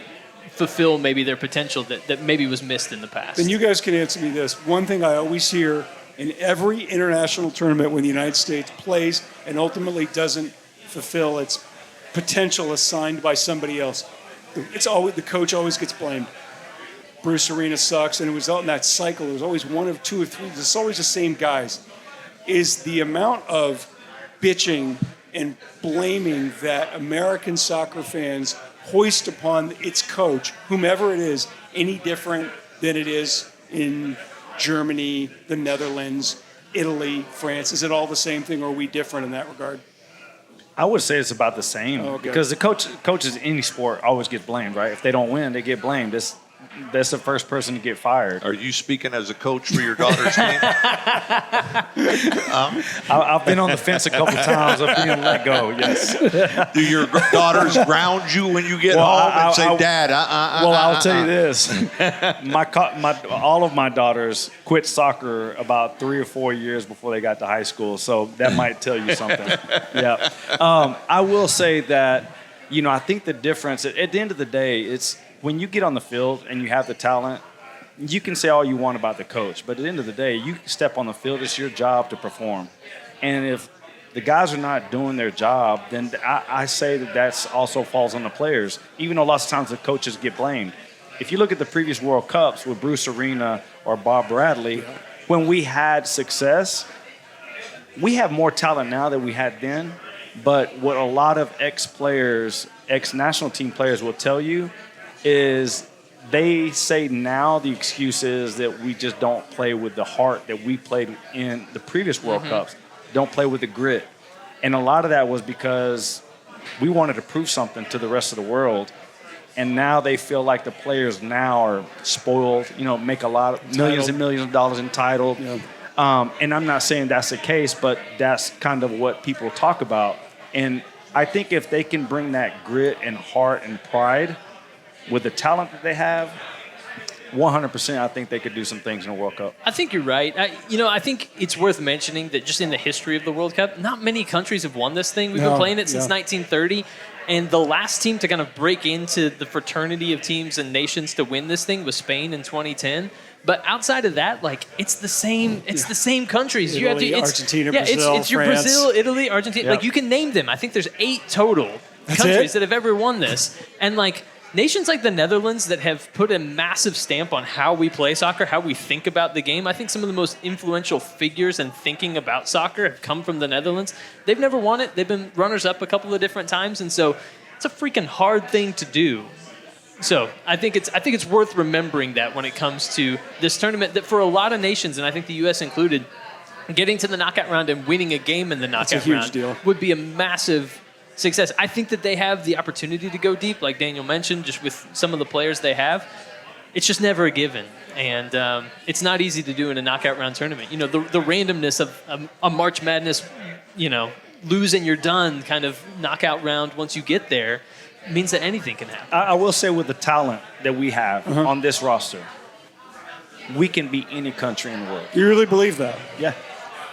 If they play up to par, to their ability, 100% with the talent that we have on this team, we can beat any team in the world on any given day. Problem is, will they do it or not?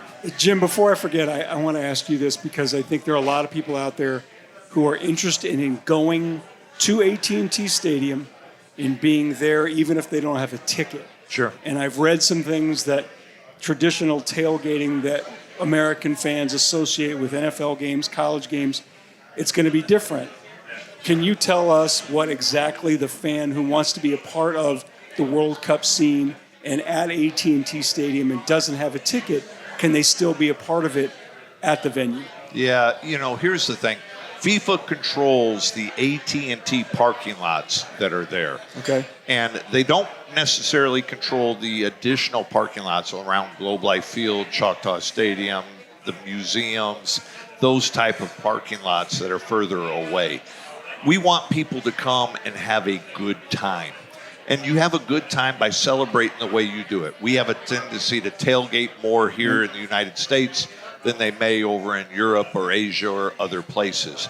FIFA doesn't really want tailgating, but we don't have tailgate police.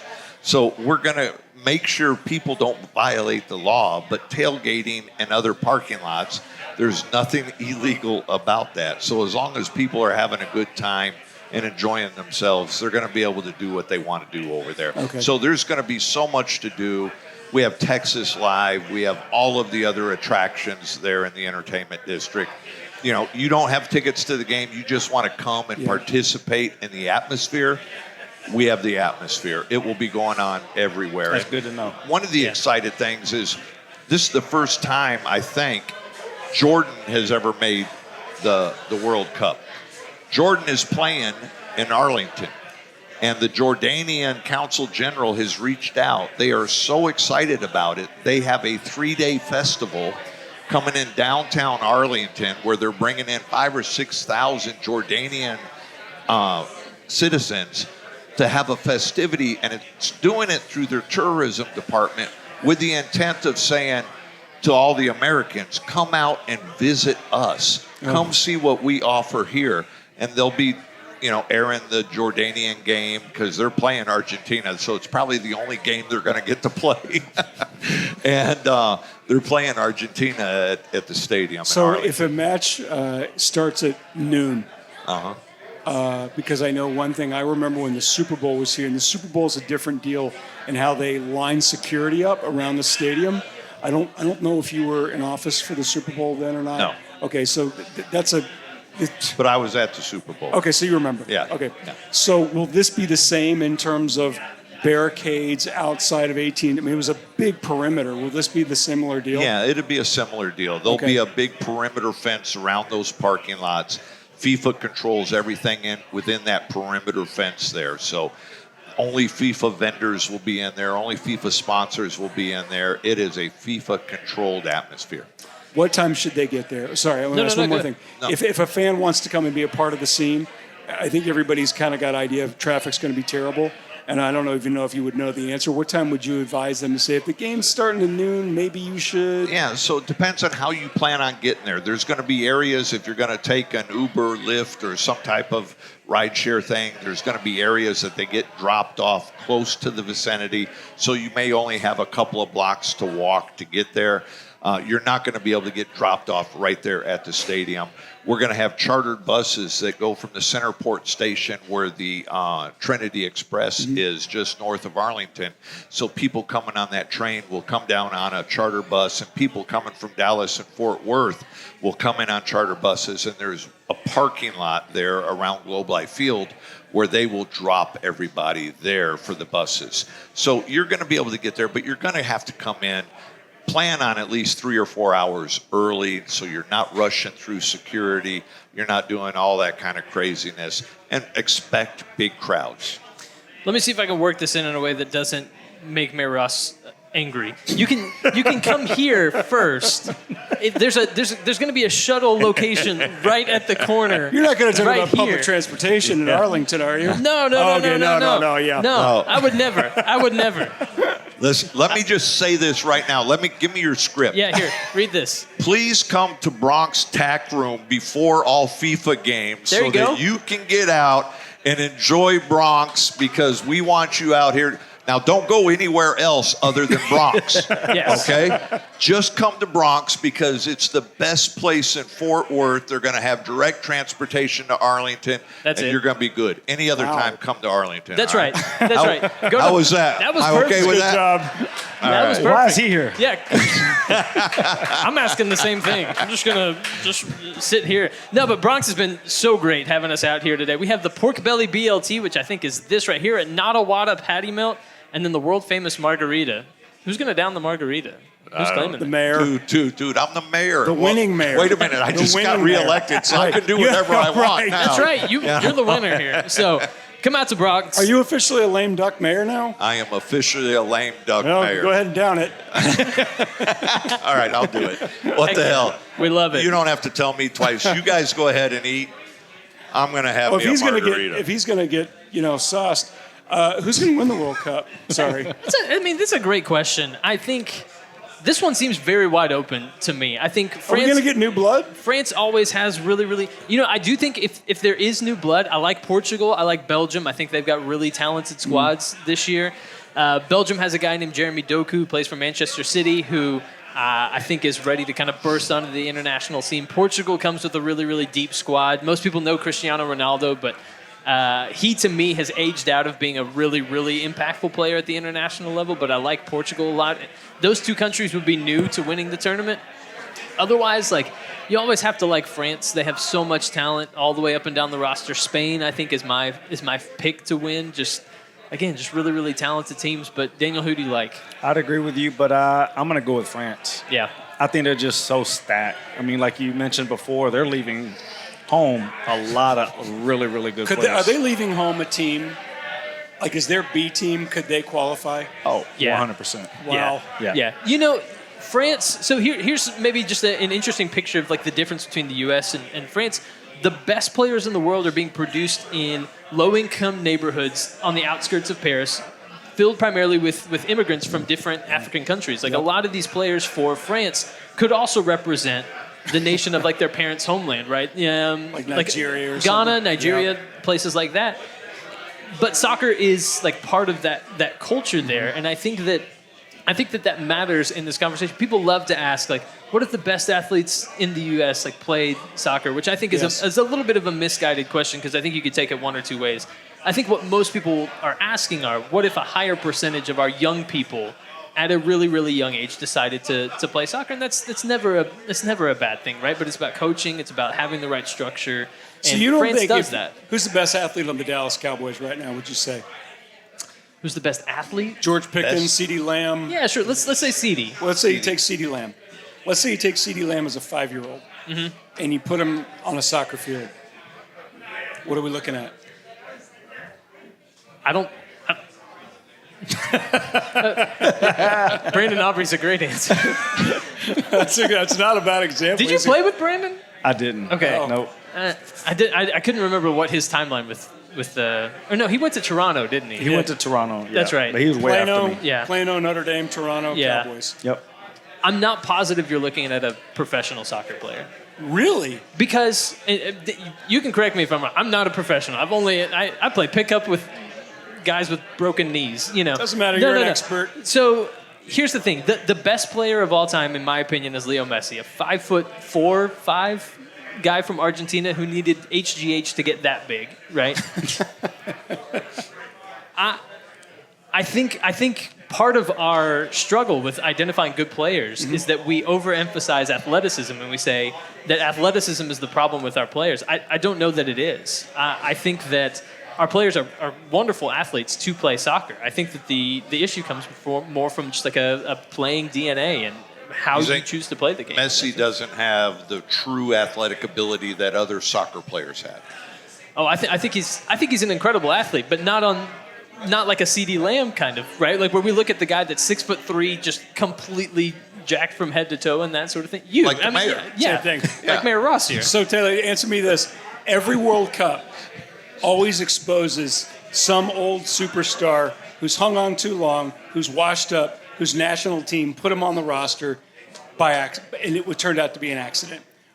There's a couple guys in this tournament I'm looking like they may look washed and they may be sort of a healthy scratch. Who are we looking at? Either one of you guys, both of you guys. Who are we looking at and saying this may not be pretty?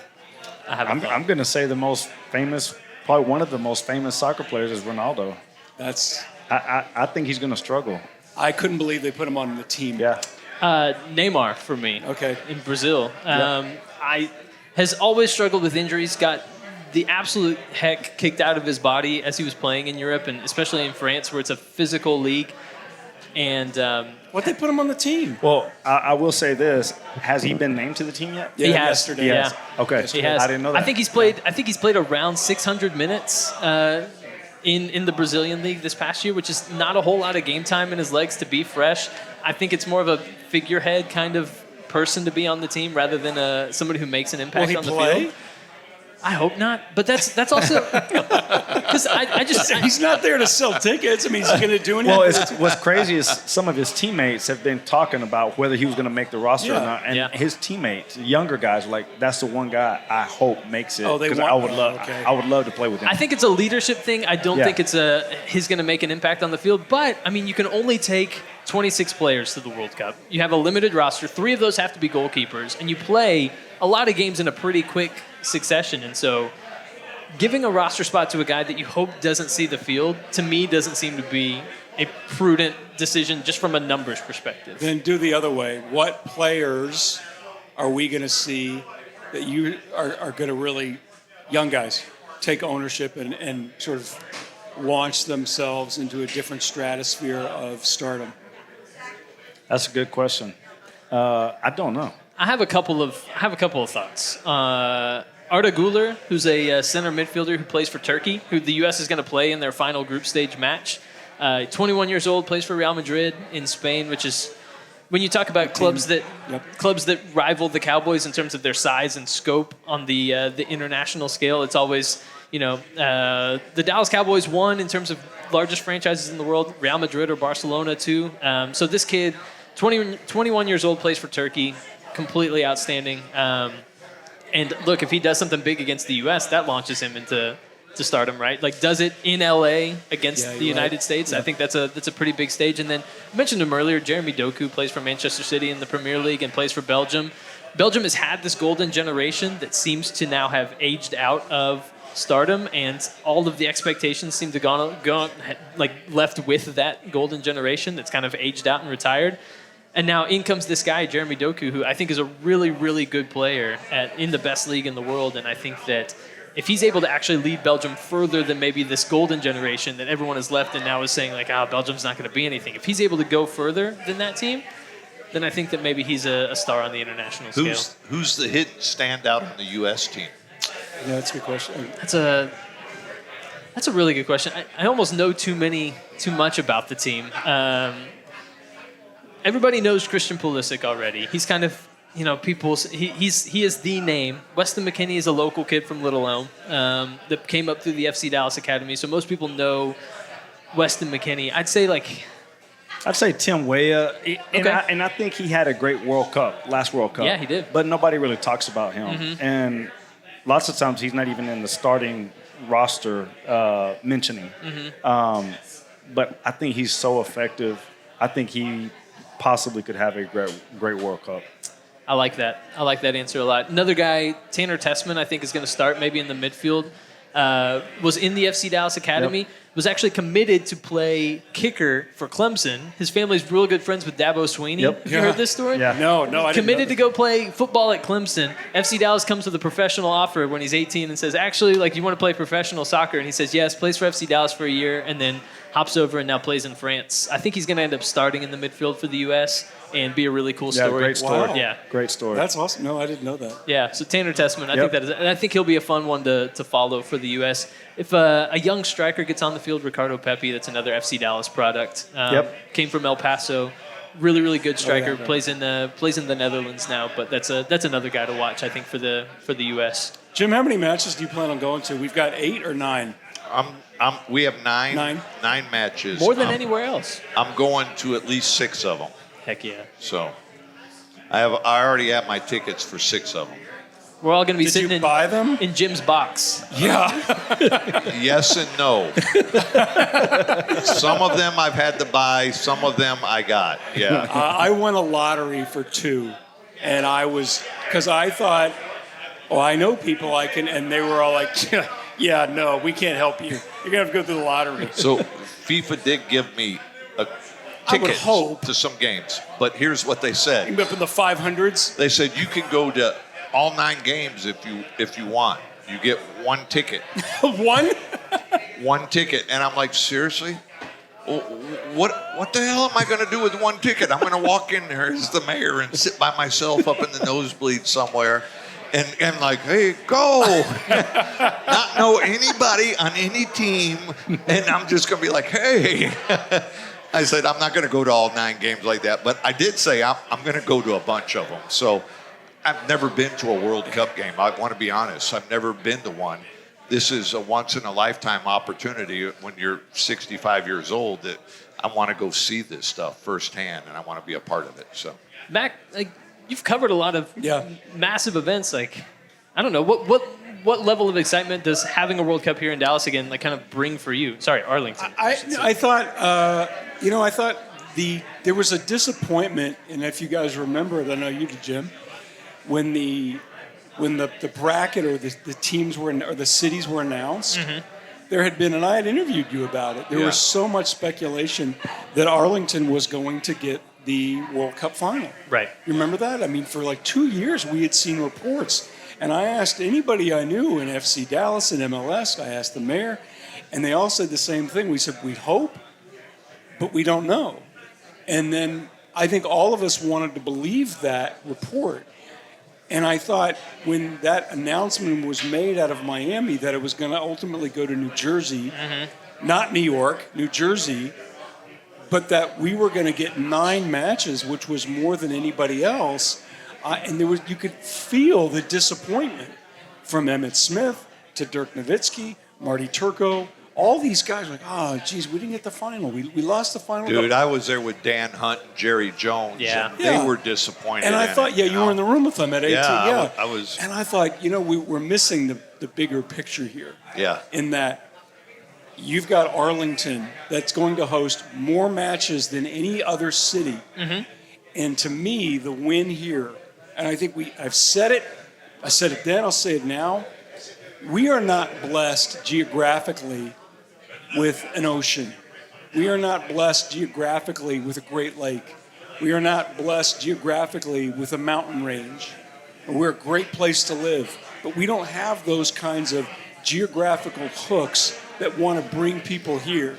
Yeah. What we have is a lot of people like Jim, like Jerry Jones, like Monica Paul with the Dallas Sports Commission, like the Hunt family, God bless them for what they've done. To me, to get 9 World Cup matches here is an incredibly underappreciated win for Dallas, for Arlington, for Fort Worth, for all of the surrounding communities. And as someone who's lived here now a lot longer than I have not, since '96, I was thrilled the fact that that was such a win for this community, greater area community, that we got 9, and I am really stoked. Let me tell you this. this January, I was in D.C. with the U.S. Conference of Mayors, and I was cutting it up with Karen Bass, the mayor of L.A., Quentin Lucas, the mayor of Kansas City. The Hunts own the Kansas City Chiefs up there. That's right. And they have FC Dallas. So we were joking around about who has the best stadium. Well, there's no comparison on who has the best stadium. The FIFA president came in while we were there, and he has the big trophy with him, and we're sitting there talking and cutting it up, and I said, hey, tell him who has the best stadium. And everybody's like, oh, you did not just do that. And he says, without a doubt, Arlington has the best stadium. And I said, there you go. And then I turned and I said, why don't we have the final game? Yeah, Mr. Infantino. What did he say? I think it came down, he didn't say it specifically. I got the impression it was a cultural thing because New York, New Jersey Stadium that they're calling it now, New York has this international flair to it, you know. Everybody knows New York, and they just call us the Dallas Stadium. What the hell ever, you know? It's one of those things where you're like, oh, come on. So I think they knew we had the best stadium. They wanted to play most of the games here. The field is off the charts. I've been in there recently. I've seen what they've done to the stadium and to the field. Yeah, but they're growing real grass in there. They're it's growing awesome. real grass in there. It is just phenomenal. And, it will be by far the best place ever. And remember, we got another World Cup coming around the corner. Women's. We ain't going to let that thing fly by either. I think it's also worth pointing out that Dallas and the surrounding areas have been incredibly influential when it comes to the soccer culture that exists right now in the United States. With the creation of MLS, Lamar Hunt really helped drive that and played a really, really big role in that. And then just the youth soccer culture that exists here in Dallas, the fervency of fandom that exists here, and even tournaments like the Dallas Cup that take place every year at the Cotton Bowl and things like that. Just really, really big cultural things happen soccer-wise here that I think just from the game getting to be as big as it is in the United States owes a lot to what we do here in DFW. I think, you mentioned it and I said it. I don't think, obviously dedicated sports fans know about Lamar Hunt and what Lamar meant to this community with the NFL or AFL before he took the Texans to Kansas City and turned them into the Chiefs. I don't think the Hunt family, but really Lamar, can get enough credit for where soccer is in this country. Because without Lamar eating all of those losses for 15 years? Yeah, for a long time. For a long time. If he hadn't been that passionate and had that much of a vision, we're not talking here today about the World Cup coming to Dallas and the United States. He did it. You're absolutely right. I don't think... God rest his soul, he's been gone for a while, but boy, and I know he was a revered figure in Kansas City for what he did with the Chiefs, but soccer, and I'm sorry, the world, because everybody wants the U.S. market. We saw what Formula One has done to finally crack the U.S. market. We're not here without Lamar Hunt's vision, passion, and bank account to eat all these losses for 20 years to see soccer through to now where it is a viable professional sport, where it's not just a recreation for kids, where this is something that people can pursue, men and women, as a career here in 2026 with the World Cup. And I had a chance to meet him a couple times, great guy, and I think, I wish he could see it today because I think he would be wonderful overjoyed. family. Yeah. Their whole family is they're great friends with them, been friends with them for a long time, SMU guys, and so I would just add that I think you're exactly right. Not just in Dallas, but soccer would not be what it is today in the whole United States if it wasn't for Lamar. He's one of those pioneer guys for sure. There's a story that colleague, the guy I used to host a radio show with, Steve Davis, used to tell about MLS was on the verge of folding at one point. It was only Lamar that kept it going. Right? Got on the phone, rallied a couple of owners. I think around 01, 02. Yeah. Rallied a bunch of owners, kept it from going under. They poured a bunch of money into it and kept the league afloat. Actually, I think they owned 3 teams. Yeah, they owned Columbus, Kansas City at one point, and FC Dallas. Yeah. back then. You know, and I think stuff like that is really important, and I think it's important to what goes on here. And I think I want to encourage people, like, if you're getting excited about the World Cup and you're going to watch soccer and go out to soccer games this year and that sort of thing, continue that fandom after the World Cup, because we have FC Dallas here locally. We have Dallas Trinity that plays at the Cotton Bowl, a women's team. We have Atletico Dallas that's going to start playing at the Cotton Bowl in 2027. There are opportunities to continue to support the game here locally and to be kind of a part of that community. So if you enjoy what goes on this summer, I think there are opportunities. And Daniel, you got to experience that playing out at Toyota Stadium and being a part of the broader soccer community here. I think it's pretty incredible that there is this community. And you know that's what? built up around it. You played it, and you saw it grow. You know, I went to a couple FC Dallas games in Frisco. The facility is great. I'm very critical of bang for your buck sports as an entertainment product. That is a great value night out. Yeah. For if you're a sports fan, 100%. It's fantastic. Really yeah, and I'm with you on that one. And the other, ask me about what I'm excited about. There's nothing better, and I include American college. There's nothing better than watching the international soccer fan, because they're insane. They are insane. We're getting Scotland coming to the U.S. Like, Scotland hasn't made a World Cup in a while. Do you know how wild that's about that's to going to be? the amount of alcohol consumed will shatter records. So that part I'm really excited about. Y'all made the comparison earlier to college football. Yeah. This, when they get to the stadium and they experience this, they're going to realize it's way beyond what college football is. Yeah. So I'm really jazzed about that. It's gonna be incredible. We're a couple final minutes here at Bronx Tack Room, guys. It's been a Have you pleasure. tried? Let me I tell haven't you, tried anything. I tried a bite. I hate people watching me eat. I highly recommend it. You've already taken a drink. I've already taken my drink. I've done my thing. Singular? Yeah.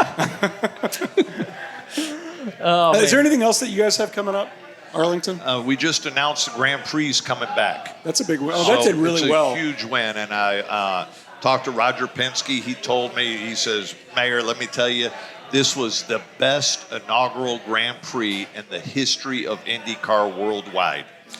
Unbelievable. Viewership, the spectators that came out, everything, the racetrack and everything. So we got some cool things coming. It's good. And I think the Cowboys are going to make the playoffs and go deep this year. Watch it. Watch it.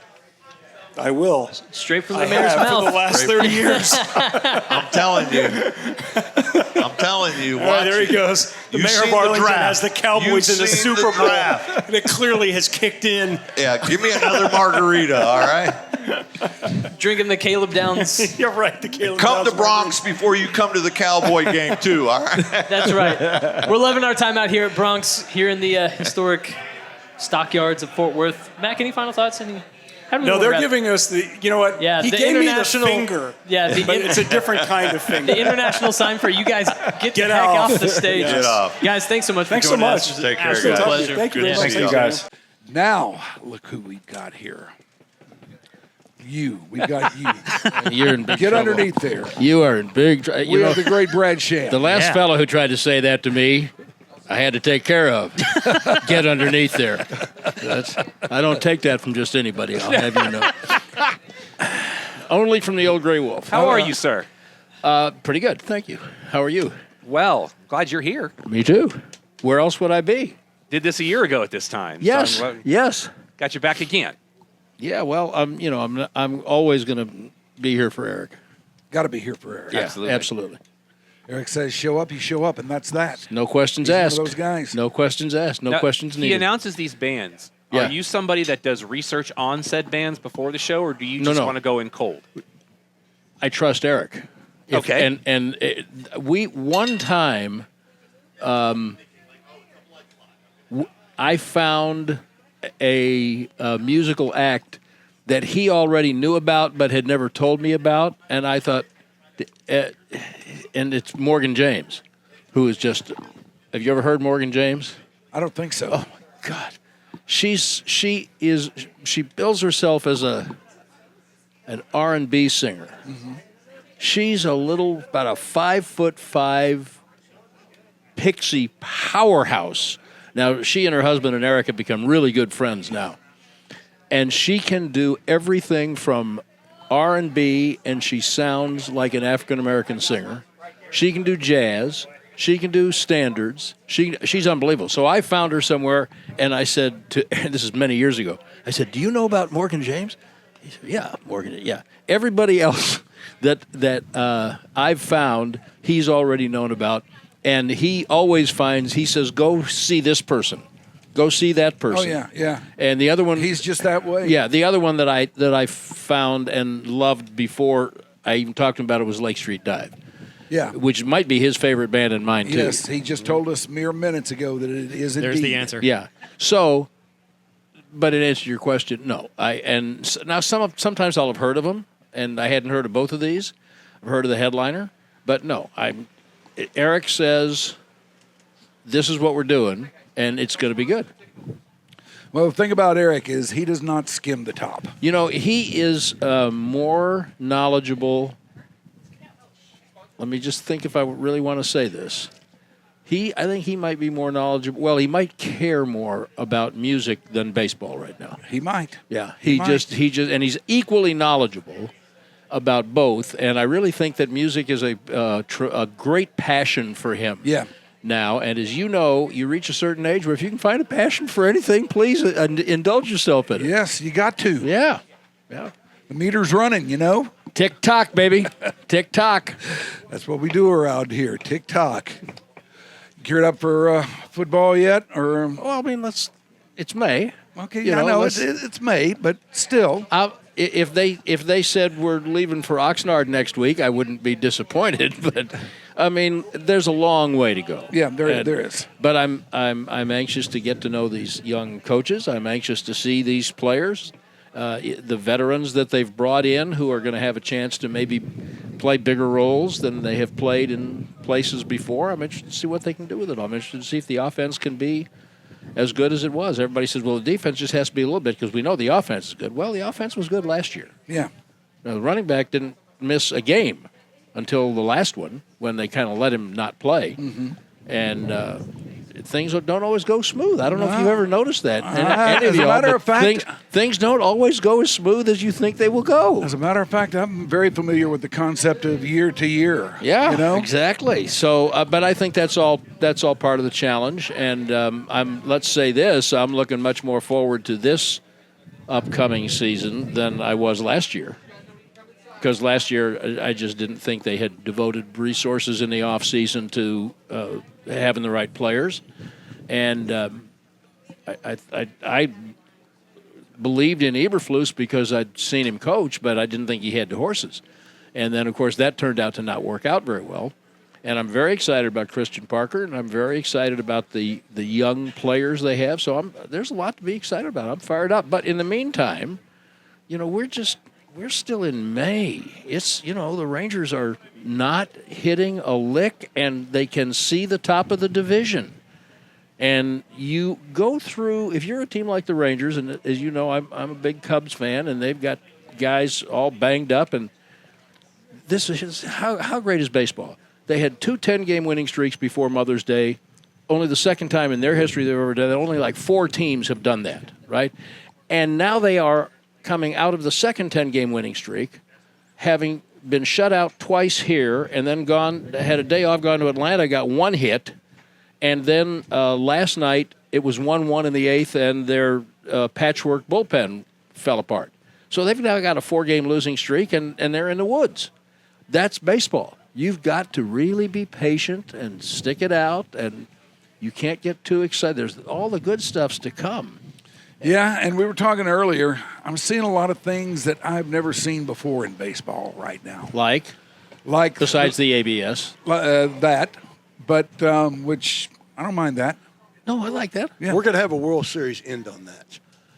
We could. And nobody's going to like it. No, they'll all lose their damn mind. Well, half will. Yeah. Depending on which side of it well, you're on. no, yes, well, that's right. But, I mean, I think that there are a lot of people who say, well, some umpire's going to make a call of a ball, and it's going to be the winning run on third base to walk in, and they're going to have to go to it, and it's going to go silent. They're going to show it and make the call. So for all the stat nerds, and I only know this because I watch the Cubs play a lot, and their catcher's Carson Kelly, veteran guy. Well, he is the highest ranked. So this is a new statistic. He's the highest ranked catcher at make it challenging calls. It's a whole new cottage industry. He's like 18 of 20. Yep, it's going to be a cottage industry on who makes the calls, when they do it, no doubt, what inning they do it. Now, do you guys like all the newfangled statistics? I'm kind of a stat nerd myself. Okay, which ones do you like? I don't know that I have a specific stat that I like. Are there any you don't like? I don't like when it's like when it's an odd Thursday of an even month and the temperature's between 85 and 87 degrees. Euchre fact. Yeah. What about you? I question hard hit percentage. Exit velocity, too. Yeah. Exit velocity. Or just barrels. Barrels. I have gone round and round with Jamie Newberg, a dear friend, on this. If you hit a ball 102 miles an hour right at the shortstop, that's not as good as hitting it 40 miles an hour and having it drop into a little pool of space between people. So I do see where that's a valuable tool for teams. Look back as you go into a series. All right, well, this guy now, he's only 3 for his last 22, but his average exit velocity is 100 miles an hour, so he's making contact. Yeah. That's valuable for them. But I don't need it no. when I'm consuming the reportage of the game. Yes, teams can look at that. They can see who's making contact, what kind of contact they're making. Right. That's right. But we don't need to be fed. Grego, what about you? Is there a statistic you hate or love? I've got a rule. I call it my baseball card rule. Yeah, go ahead. If the stats don't appear on the baseball card, they're of no use to me. You see, what is a WAR? I have no idea. I don't either, and I don't want to know, and I don't like it. WAR, what is it good for? Absolutely nothing. Say it again. I do. There is one that I thank you. You're welcome. Three people get that. More than that. Kid. But as Dale Hansen used to say, we do some of this for our own amusement. Yeah. I'll tell you the one I like. A little YDC, we do it all for our own amusement. Yeah. I tell you the one I like. Whip. Yeah, and the reason I like that, and now these television networks that are throwing the stats up, and even in ballparks, some places, they're showing me a relief pitcher's ERA.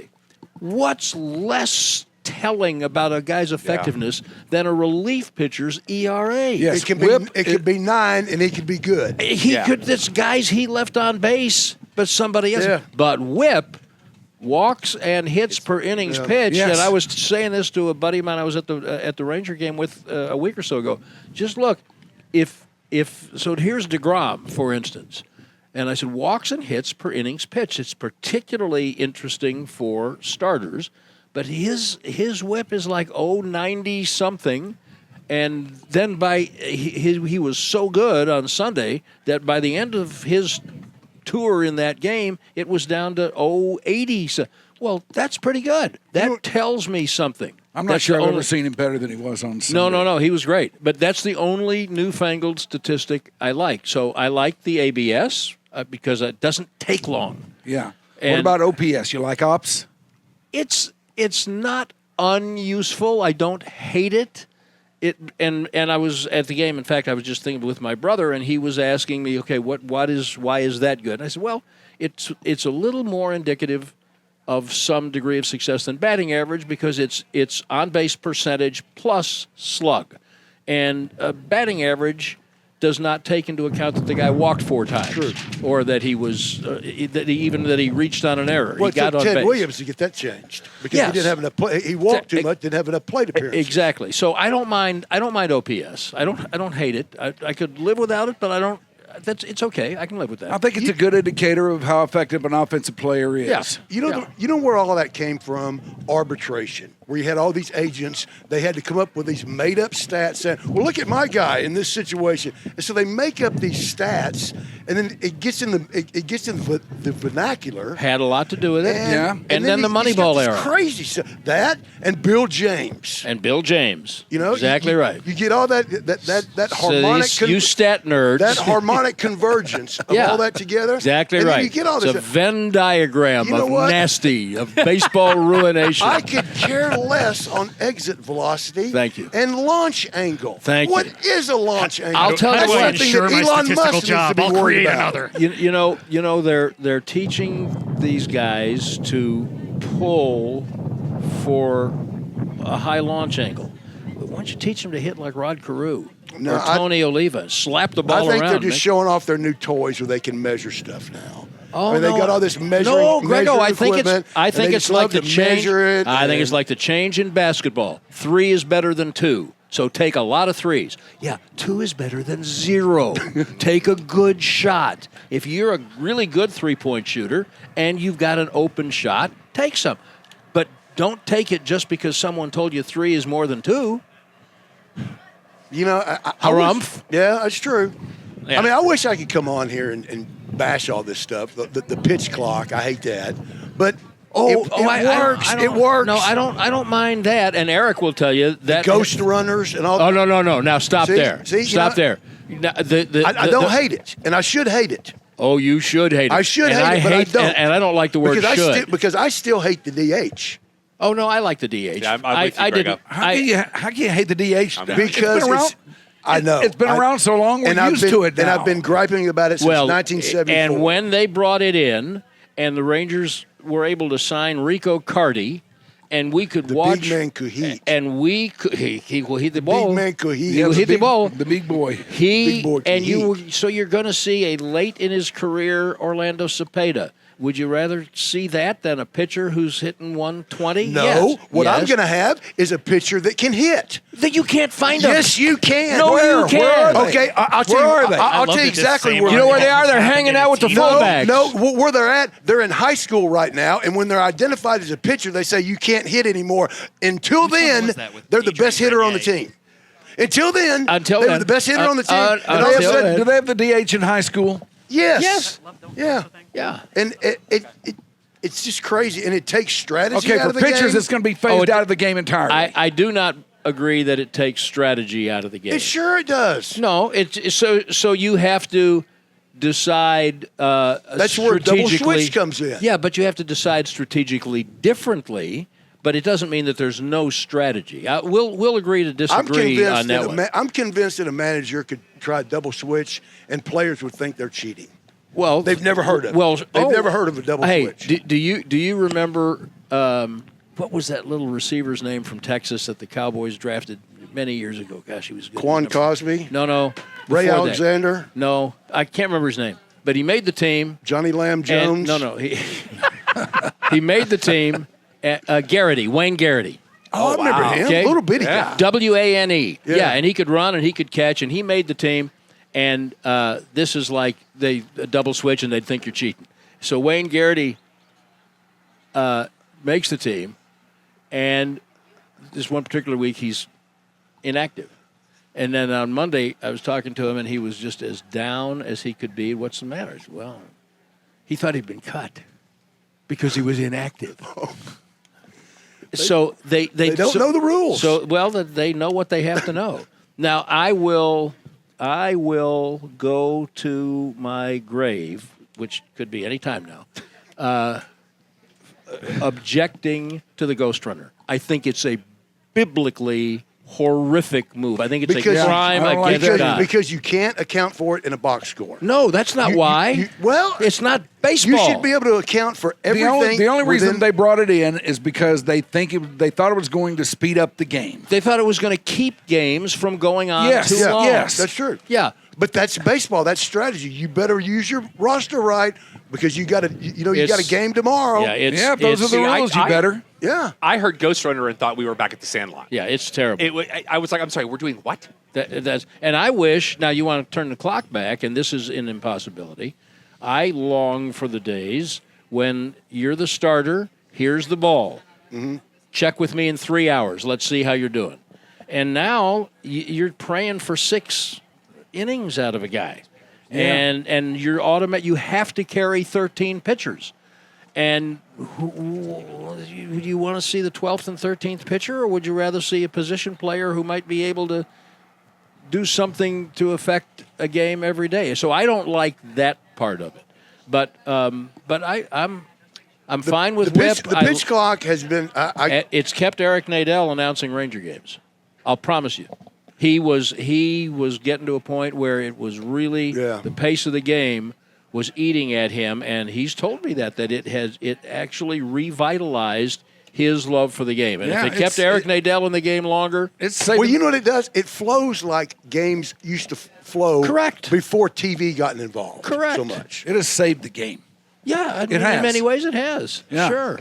I shudder to think where baseball might have gone had they not done that. And another thing about the pitch clock, I love Mike Hargrove, God rest him, but he was his plate appearance lasted a week. Yeah, I mean when human rain delay. The human rain delay. When I was working with Eric in the middle '90s, and Mike Messina was pitching for the Orioles or the Yankees. And that was a 3.5 hour game. Oh, minimum. He would walk behind that mound forever. It's like he's doing a real estate survey out there, and that wasn't good. So this has made it better. So there's some of the changes that are good, but all of these stats, whip. I like whip. That's it. Yeah, I like whip. I like hops. Yeah, hops is fine. Well, Brad Shem, thank you for popping on with us. Yes, thank you. Yes, sir. We must have you on YDC again very soon. You know where I am. I do know where you are. And I respond to messages. And we will make that happen. All right, thank you. Let's see, who else we got out there now? Who else do you want? I want you. You do? Yeah. Are we that desperate? No one else has shown up. I just want to ask one question of you. One question. One question. I don't have and any then we'll money. get the mayor. Oh, I got questions for the mayor. I got questions for the mayor, too. Thank you very much. Thank you, guys. Thank you. Shoot, Mike. Jason Kidd, gone. Surprised? Yeah, yes and no.